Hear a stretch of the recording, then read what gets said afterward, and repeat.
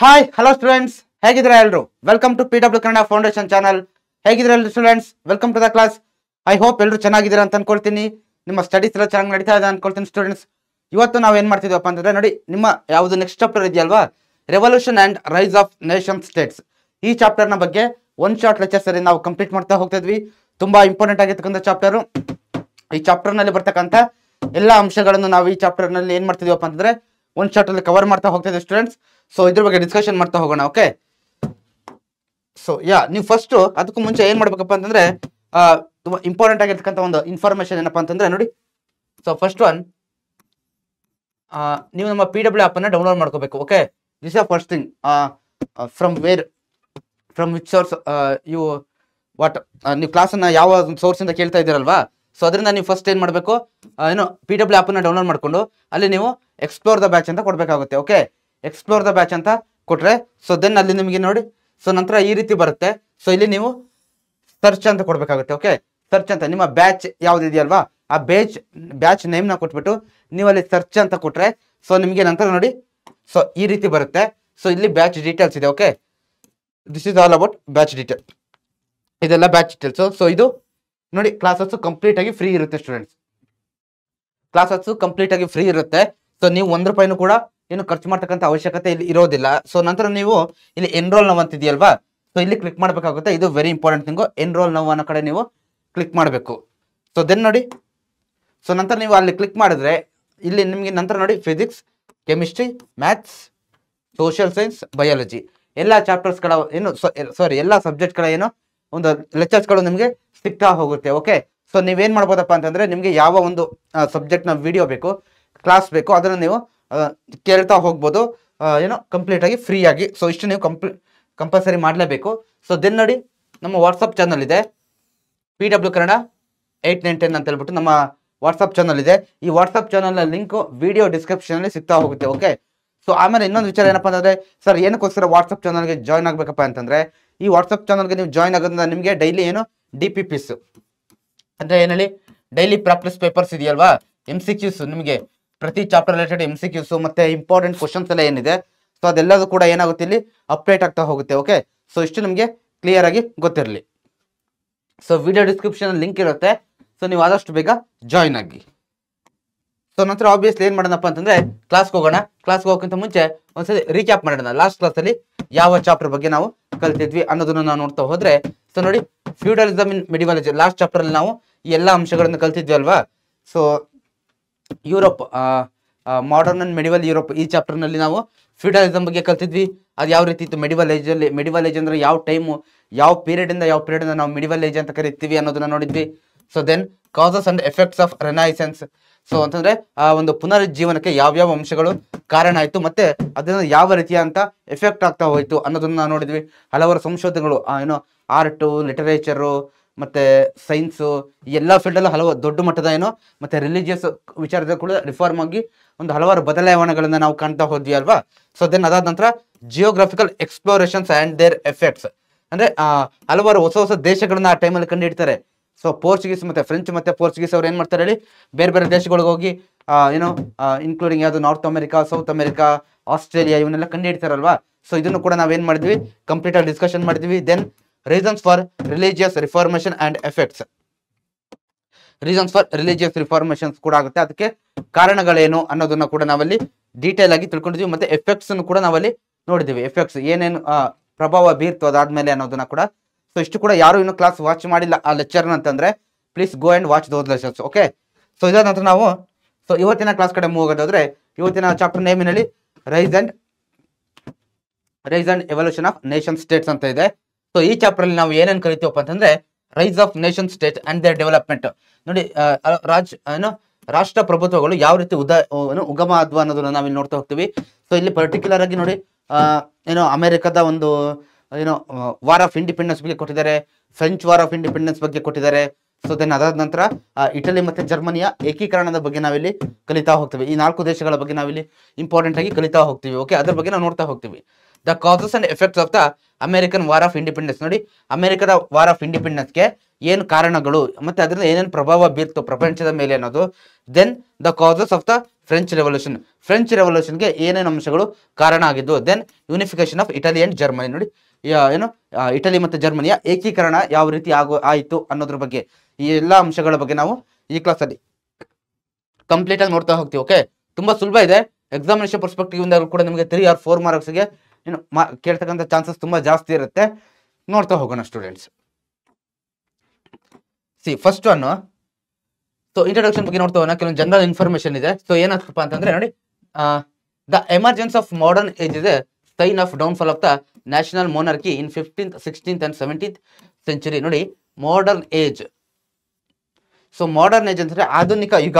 So okay, so ನಿಮಗೆ ಗೊತ್ತಿದೆ ಏನ್ಷಿಯಂಟು, medieval ಮತ್ತೆ ಮಾಡರ್ನ್ ಅಂತ 3 ಬರುತ್ತೆ ಹಿಸ್ಟ್ರಿಲಿ, ಏನು ಫೇಸಸ್ಗಳು, ancient phase, ancient age, medieval age ಮತ್ತೆ ಮಾಡರ್ನ್ ಏಜ್ ಅಂತ. ಸೊ ಮೆಡಿವಲ್ ಇಂದ ಮಾಡರ್ನ್ಗೆ ಏನೋ ಒಂದು ಚೇಂಜಸ್ ಆಯ್ತಲ್ವಾ, ಅದು ಯಾವ ರೀತಿ ಆ ಚೇಂಜಸ್ ಆಗ್ಲಿಕ್ಕೆ, ಆ ಟೈಮ್ ಚೇಂಜ್ ಆಗ್ತಕ್ಕಂಥ ಟೈಮಲ್ಲಿ ಯಾವ್ಯಾವ ಇನ್ಸಿಡೆಂಟ್ಗಳು ಅದಕ್ಕೆ ಕಾರಣ ಆಯ್ತಪ್ಪ ಅಂತಂದ್ರೆ, ಒಂದು downfall of national monarchy in 15th, 16th and 17th century. ಈ 3 ಸೆಂಚುರಿಗಳಲ್ಲಿ ಏನೋ ಮೊನಾರ್ಕಿ ಅಂದ್ರೆ ಹಲವಾರು ರಾಜ್ಯಗಳು ಆಳ್ವಿಕೆಯನ್ನ ಮಾಡ್ತಾ ಇದ್ರು. ಮೊನಾರ್ಕಿ ಅಂತಂದ್ರೆ ಒಬ್ಬರೇ ಆಡಳಿತವನ್ನ ಮಾಡ್ತಕ್ಕಂಥದ್ದು, ಏನು ಹಲವಾರು ರಾಜ್ಯಗಳು ಆಡಳಿತ ಮಾಡ್ತಾ ಇದ್ರಲ್ವಾ, ಅದೆಲ್ಲ ಡೌನ್ಫಾಲ್ ಆಗ್ಲಿಕ್ಕೆ ಸ್ಟಾರ್ಟ್ ಆಯ್ತು.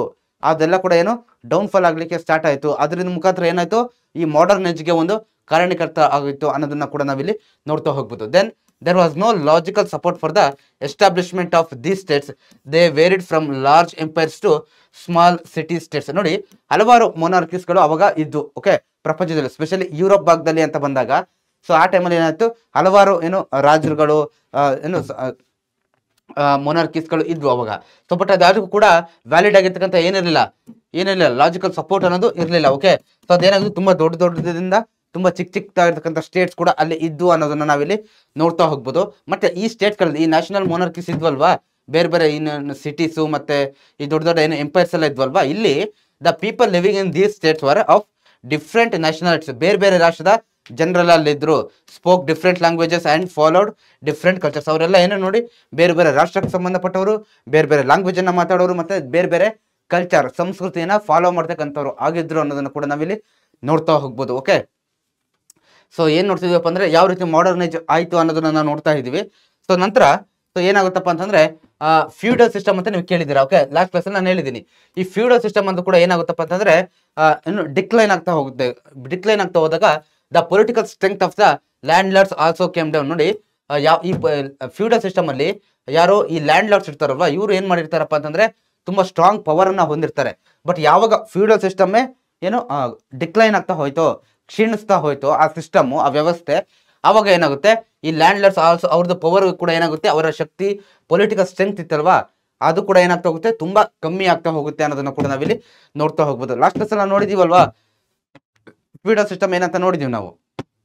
ಸೊ ಅದಾದ ನಂತರ ಏನಾಗುತ್ತೆ, ಆಸ್ ದ ರಿಸಲ್ಟ್, ಈ ಎಲ್ಲ ರಿಸಲ್ಟ್ ಗಳಿಂದ many European kings reduced their dependence of these landlords and to call the power to their hands. So ಏನ್ ಮಾಡಿದ್ರಪ್ಪ ಅಂತಂದ್ರೆ, ಈ ರಾಜರು ಯುರೋಪಿಯನ್ ಕಿಂಗ್ಸ್ ಇದ್ರಲ್ವಾ, ಯುರೋಪ್ ನಲ್ಲಿ ಬರ್ತಕ್ಕಂಥ ಹಲವಾರು ರಾಜಮನೆತಗಳ ರಾಜರು, ಇವರೆಲ್ಲ ಏನ್ ಮಾಡಿದ್ರು, ಯಾವಾಗ ಫ್ಯೂಡಲ್ ಸಿಸ್ಟಮ್ ಬಿದ್ದೋಯ್ತು, ಡಿಕ್ಲೈನ್ ಆಯ್ತು, ಆ ಟೈಮಲ್ಲಿ ಆ ರಾಜರು ಸ್ವತಂತ್ರವಾಗಿ ಏನ್ ಮಾಡ್ತಾರೆ, ಎಲ್ಲಾ ಪವರ್ಗಳನ್ನ ತಮ್ಮ ಕೈಗೆ ತೆಗೆದುಕೊಳ್ತಾರೆ. ಆ ಲ್ಯಾಂಡ್ ಲಾರ್ಡ್ಸ್ ಗಳ ಒಂದು ಏನು ನೀಡ್ ಅನ್ನೋದು, ಅವರ ಒಂದು ಹೆಲ್ಪ್ ಅನ್ನೋದು ಆ ಕಿಂಗ್ಸ್ ಗಳಿಗೆ ಬೇಕಾಗಿರೋಲ್ಲ. ಇವ್ರು ಕಂಪ್ಲೀಟ್ ಆಗಿ ಏನ್ ಮಾಡ್ತಾರೆ,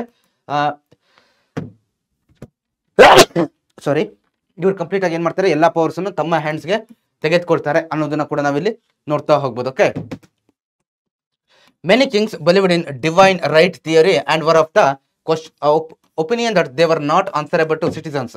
ನೋಡಿ ಮೆನಿ ಕಿಂಗ್ಸ್ ಇದ್ರಲ್ವಾ, ಹಲವಾರು ರಾಜ್ಯಗಳು ಏನ್ ನಂಬ್ತಾ ಇದ್ರಪ್ಪ ಅಂದ್ರೆ ಡಿವೈನ್ ರೈಟ್ ಥಿಯರಿ, ಈ ಡಿವೈನ್ ಕರೆಕ್ಟಾಗಿ ಮಾರ್ಕ್ ಮಾಡ್ತೀನಿ ನೋಡಿ, ಈ ಡಿವೈನ್ ರೈಟ್ ಥಿಯರಿನ ನಂಬ್ತಾ ಇದ್ರು ಅಲ್ಲಿನ ರಾಜರು ಅವಾಗಿದ್ದಂಥವ್ರು. ಏನ್ ಸರ್ ಈಗ ಅಂತಂದ್ರೆ, and were of the opinion that they were not answerable to citizens. ನೋಡಿ ಇದೆ were not answerable to the ಕಿಂಗ್ಸ್ಗಳು, ಜನರಿಗೆ ಅವ್ರು ಮಾಡ್ತಕ್ಕಂಥ ಏನು ಪಾಲಿಸಿ, ಆಡಳಿತಕ್ಕೆ ಏನು ಉತ್ತರ ಆಗ್ಬೇಕಂತದ್ದು ಏನು ಇಲ್ಲ. ಓಕೆ, ನಾವೇನು ಉತ್ತರ ಕೊಡ್ಬೇಕಾಗಿಲ್ಲ ಅನ್ನೋ ಒಂದು ಏನು ಆ ಒಂದು ನಂಬಿಕೆಯನ್ನ ಇವರು ಹೊಂದಿದ್ರು ಅನ್ನೋದನ್ನ ಕೂಡ ನಾವಿಲ್ಲಿ ನೋಡ್ತಾ ಹೋಗ್ಬೋದು. ಯಾವ್ದ್ರ ಮುಖಾಂತರ, ಈ ಡಿವೈನ್ ರೈಟ್ ಥಿಯರಿ ಮುಖಾಂತರ. Divine right theory means not answerable to citizens. Okay, so ಇದು ನಿಮಗೆ ಕ್ಲಿಯರ್ ಆಗಿರ್ಲಿ, 1 ಮಾರ್ಕ್ಸ್ ಕೇಳ್ತಾರೆ. So then in order to secure their own welfare, the middle class supported the kings and played a major role in the birth and growth of nationalism. ನೋಡಿ, so ಈ ಟೈಮಲ್ಲಿ ಏನಾಯ್ತಪ್ಪ ಅಂದ್ರೆ the middle class people ಇದ್ದಲ್ವಾ, ಆ ಭಾಗದಲ್ಲಿದ್ದಂಥ ಆ ಸಾಮ್ರಾಜ್ಯಗಳಲ್ಲಿದ್ದಂಥ middle class ಪೀಪಲ್ಗಳು ಏನ್ ಮಾಡ್ತಾರಪ್ಪ ಅಂದ್ರೆ ತಮ್ಮ ವೆಲ್ಫೇರ್ ನ ಸುರಕ್ಷಿತ ಮಾಡಿ ಇಟ್ಕೊಳ್ಳಿಕ್ಕೋಸ್ಕರ, ತಮ್ಮ ಒಂದು ವೆಲ್ಫೇರ್ ಅಂತಂದ್ರೆ ತಾವು ಚೆನ್ನಾಗಿರ್ಲಿಕ್ಕೋಸ್ಕರ, ತಮ್ಮ ರಕ್ಷಣೆಗೋಸ್ಕರ ಏನ್ ಮಾಡ್ತಾರಪ್ಪ ಅಂತಂದ್ರೆ ರಾಜರಿಗೆ ಸಪೋರ್ಟ್ ಮಾಡ್ತಾರೆ. ಮತ್ತೆ ರಾಜರಿಗೆ ಸಪೋರ್ಟ್ ಮಾಡೋ ಮುಖಾಂತರ ಏನಾಗುತ್ತೆ, ಗ್ರೋತ್ ಆಫ್ ನ್ಯಾಷನಲಿಸಮ್, ರಾಷ್ಟ್ರೀಯತೆಗೆ ಕಾರಣ ಆಗ್ತಾರೆ. ರಾಷ್ಟ್ರೀಯತೆ ಅಂತಂದ್ರೆ ನಮ್ಮ ದೇಶ, ನಾವೆಲ್ಲರೂ ಕೂಡ ಒಂದು, ನಮ್ಮ ದೇಶ ಅನ್ನುವಂಥ ಒಂದು ಫೀಲಿಂಗ್ ಜನರೇಟ್ ಆಗ್ಲಿಕ್ಕೆ ಏನಾಗ್ತಾರೆ, ಅವರು ಕಾರಣೀಕರ್ತರಾಗ್ತಾರೆ ಅನ್ನೋದನ್ನ ನಾವಿಲ್ಲಿ ನೋಡ್ತಾ ಹೋಗ್ಬೋದು. ಓಕೆ, ಸೊ ದೆನ್ ನೋಡಿ, a strong nationalistic view or patriotism as its own good and bad. So but ಈ ಒಂದು ನ್ಯಾಷನಲಿಸಮ್ ಏನ್ ಗ್ರೋತ್ ಆಯ್ತಲ್ವಾ ಜನಗಳಲ್ಲಿ, ಸೊ ಇದು ತನ್ನದಾಗಿರ್ತಕ್ಕಂಥ ಪಾಸಿಟಿವ್ ಮತ್ತೆ ನೆಗೆಟಿವ್ ಎರಡೂ ಅಂಶಗಳನ್ನ ಹೊಂದಿತ್ತು. ಓಕೆ, ಸೊ ಏನು ಕಂಪ್ಲೀಟ್ ಆಗಿ ಗುಡ್ ಅನ್ನೋದೇ ಇರಲಿಲ್ಲ, ಅಲ್ಲಿ ಕೆಲವೊಂದು ನೆಗೆಟಿವ್ ಕೂಡ ಇತ್ತು ಅನ್ನೋದನ್ನ ಕೂಡ ನಾವಿಲ್ಲಿ ನೋಡ್ತಾ ಹೋಗ್ಬೋದು.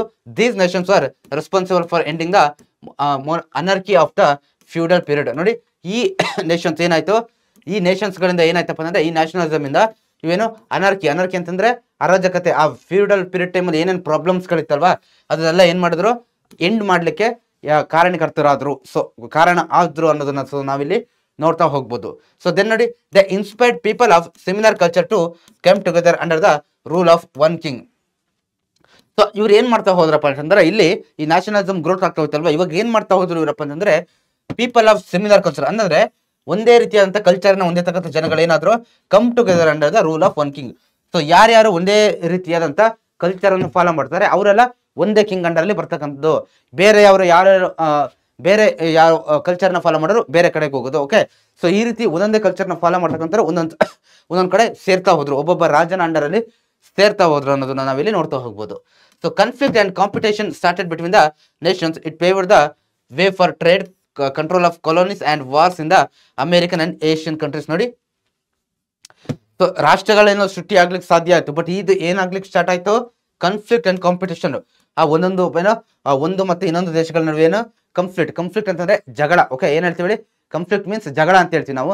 ಒಂದು ದೇಶ ಮತ್ತೆ ಇನ್ನೊಂದು ದೇಶದ ಮಧ್ಯೆ ಜಗಳ ಮತ್ತೆ ಕಾಂಪಿಟೇಷನ್, ಪೈಪೋಟಿ ಏರ್ಪಡ್ಲಿಕ್ಕೆ ಸ್ಟಾರ್ಟ್ ಆದಾಗ, ಸೊ ಇದು ಏನಕ್ಕೆ ಕಾರಣ ಆಗುತ್ತಪ್ಪ ಅಂತಂದ್ರೆ ಏನ್ ಕಾರಣ ಆಗುತ್ತೆ, it paved the way for trade, commerce, ವ್ಯಾಪಾರ ಮತ್ತೆ ಏನು ಕಾಲೋನೀಸ್, ಇವುಗಳಿಗೆ ಏನಾಗುತ್ತಪ್ಪ ಅಂತಂದ್ರೆ ಅಮೆರಿಕ ಮತ್ತೆ ಏಷ್ಯಾದ ಬೇರೆ ಬೇರೆ ಭಾಗಗಳಲ್ಲಿ ಏನು ಒಂದು control of colonies, paved the way for trade and control of colonies and wars in ಯುದ್ಧಗಳಿಗೆ ಕಾರಣ ಆಗ್ತಾ ಹೋಗುತ್ತೆ ಅನ್ನೋದನ್ನ ಇಲ್ಲಿ ಹೇಳಿದ್ದಾರೆ. ಓಕೆ, ಸೊ ಯಾವಾಗ ಕಾಂಪಿಟೇಷನ್ ಜಾಸ್ತಿ ಆಯ್ತಲ್ವಾ, ಕಾಂಪಿಟೇಷನ್ ಕಾನ್ಫ್ಲಿಕ್ಟ್, ಅವಾಗ ನಾನ್ ವ್ಯಾಪಾರ ಮಾಡಬೇಕು, ನಾನ್ ಬೆಳಿಬೇಕು, ಎಲ್ಲ ಕಡೆಗಳಲ್ಲೂ ನನ್ನ ವ್ಯಾಪಾರ ಚೆನ್ನಾಗಿ ನಡಿಬೇಕು ಅನ್ನೋ ಒಂದು ಏನು ಪೈಪೋಟಿ ಸ್ಟಾರ್ಟ್ ಆಗುತ್ತೆ. ನಾವು ಅಲ್ಲೋಗಿ ಏನ್ ಮಾಡ್ಬೇಕು, ಕಾಲೋನೀಸ್ಗಳನ್ನ ಸ್ಥಾಪನೆ ಮಾಡಬೇಕು, ಅಲ್ಲಿ ಸ್ಥಾಪನೆ ಮಾಡಿ ನಾವು ಟ್ರೇಡ್ ಮಾಡಬೇಕು ಅನ್ನೋ ಈ ಒಂದು ಏನು ಇಂಟೆನ್ಷನ್ ಇತ್ತಲ್ವಾ, ಅದು ಏನು ಕಾರಣ ಆಯ್ತು, ಕೊನೆಗೆ ಫೈನಲ್ ಆಗಿ ವಾರ್ಸ್ಗಳಿಗೆ, ಯುದ್ಧದ ಕಡೆಗೆ ಸಾಕ್ತಾ ಹೋಗುತ್ತೆ ಅನ್ನೋದನ್ನ ಕೂಡ ನಾವಿಲ್ಲಿ ನೋಡ್ತಾ ಹೋಗ್ಬೋದು. ಓಕೆ, ಸೊ ಇದರಲ್ಲಿ ನಿಮಗೆ ಫಸ್ಟ್ ಬರೋದು ಯಾವ್ದಪ್ಪ ಅಂತಂದ್ರೆ ಈ ಚಾಪ್ಟರ್ ಇಲ್ಲಿವರೆಗೂ ನೀವು ನೋಡಿದ್ದೇನಪ್ಪ ಅಂದ್ರೆ ಇಂಟ್ರೊಡಕ್ಷನ್, ಯಾವ ರೀತಿ ಇತ್ತು ಅನ್ನೋದು. ಓಕೆ, ಯಾವ ರೀತಿ ಇತ್ತು ಅನ್ನೋದು ಸಿಸ್ಟಮು. ಸೊ ದೆನ್ ನಿಮಗೆ ಫಸ್ಟ್ ಇಲ್ಲಿ ಬರೋದು ಅಮೆರಿಕನ್ ವಾರ್ ಆಫ್ ಇಂಡಿಪೆಂಡೆನ್ಸ್ ಬರುತ್ತೆ ಫಸ್ಟ್ ಥಿಂಗು. ಸೊ ಇದ್ರ ಬಗ್ಗೆ ಅಮೆರಿಕ ನೋಡಿದಿರಲ್ವಾ ನೀವು, ಸೊ ಸೌತ್ ಅಮೆರಿಕ ಮತ್ತೆ ನಾರ್ತ್ ಅಮೆರಿಕ ನೀವು ಮ್ಯಾಪ್ ಅಲ್ಲಿ ತೆಗೆದು ನೋಡಿ. ಸೊ ಈ ರೀತಿ ಬರ್ತಾ ಹೋಗುತ್ತೆ. ಓಕೆ, ಸೊ ಎಲ್ಲಿ ಅಂತಂದ್ರೆ ನಿಮಗೆ ಸಾಮಾನ್ಯವಾಗಿ ಮ್ಯಾಪ್ ಅಲ್ಲಿ ಆಫ್ರಿಕಾ ಪಕ್ಕದಲ್ಲಿ ತೋರಿಸ್ತಾರೆ. ಓಕೆ, ಬಟ್ ಎಕ್ಸಾಕ್ಟ್ಲಿ ಅಲ್ಲಿ ಇಲ್ಲ, ಅದು ಎಕ್ಸಾಕ್ಟ್ಲಿ ಇರೋದು ಅದು ಗ್ಲೋಬಲ್ ಏನಪ್ಪಾ ಅಂತಂದ್ರೆ ಬಿಯಾಂಡ್ ಅಂದ್ರೆ ಇಂಡಿಯಾದ ಆಪೋಸಿಟ್ ಬರುತ್ತೆ ಬ್ಯಾಕ್ ಸೈಡ್. ಬಟ್ ಮ್ಯಾಪ್ ಅಲ್ಲಿ ಏನ್ ಮಾಡ್ತಾರೆ, ಆಫ್ರಿಕಾ ಪಕ್ಕದಲ್ಲಿ ತೋರಿಸ್ತಾರೆ. ಸೊ ನೀವು ಚೆಕ್ ಮಾಡ್ಬೋದು. ಓಕೆ, ನೋಡಿ, north America, south America. Okay, so ಇದು ಪ್ರೆಸೆಂಟ್ ಇರ್ತಕ್ಕಂಥದ್ದು. ಇದು ನೋಡಿ ಸ್ವಾತಂತ್ರ್ಯ ಪೂರ್ವ ಅಂತಂದ್ರೆ ಇಂಡಿಪೆಂಡೆನ್ಸ್ ಬರ್ಲಿಕ್ಕಿಂತ ಮುಂಚೆ ಅಮೆರಿಕದ ಮ್ಯಾಪ್ ಈ ರೀತಿ ಇತ್ತು ಅನ್ನೋದು. ಸೊ ಈ ರೀತಿ ಇತ್ತು. ಇಂಡಿಪೆಂಡೆನ್ಸ್ ಬಂದಾದ್ಮೇಲೆ ಈ ರೀತಿ ಆಯ್ತು. ಒಂದು ಚೇಂಜಸ್ ಗಳು ನಡೀತಾ ಹೋಗ್ತಲ್ವಾ. ಇವನ್ ನಮ್ಮ ದೇಶದ್ದೇ ನೋಡಿ.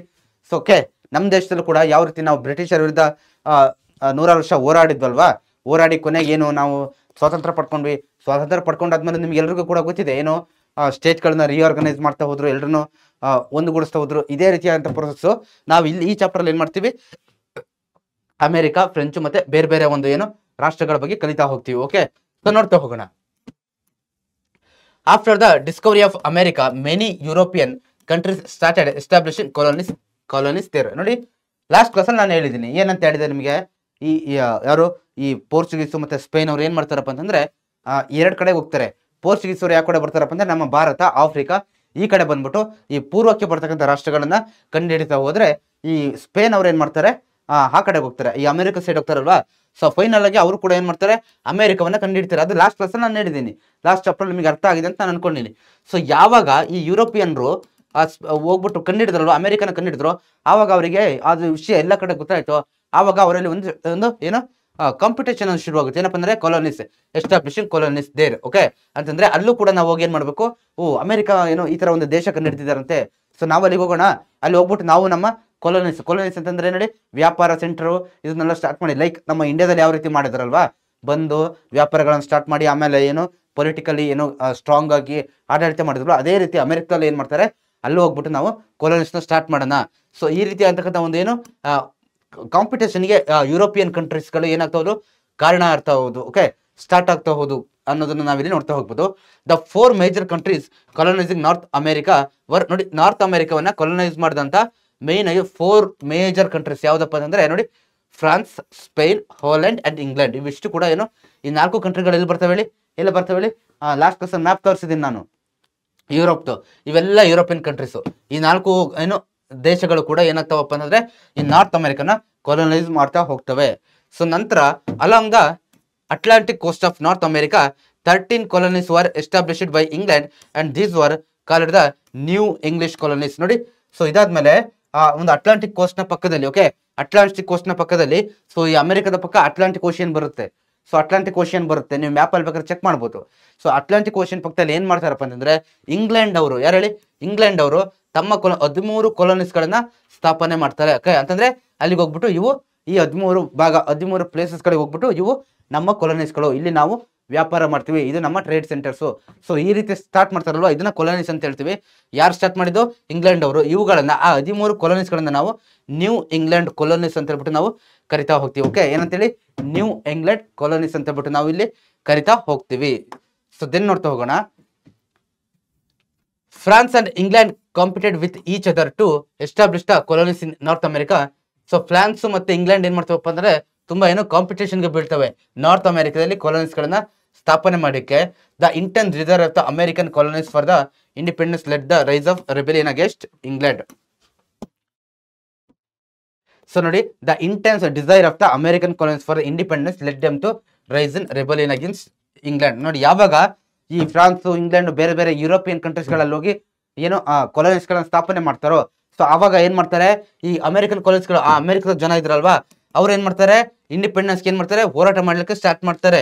ಸೊ ನಮ್ಗೆ ಹೋರಾಟ ಬೇಕು ಅನ್ನೋ ಒಂದು ಇಂಟೆನ್ಷನ್ ಇಂದ ಅದರಿಂದ ಹೋರಾಟ ಮಾಡ್ಲಿಕ್ಕೆ ಸ್ಟಾರ್ಟ್ ಮಾಡ್ತಾರೆ.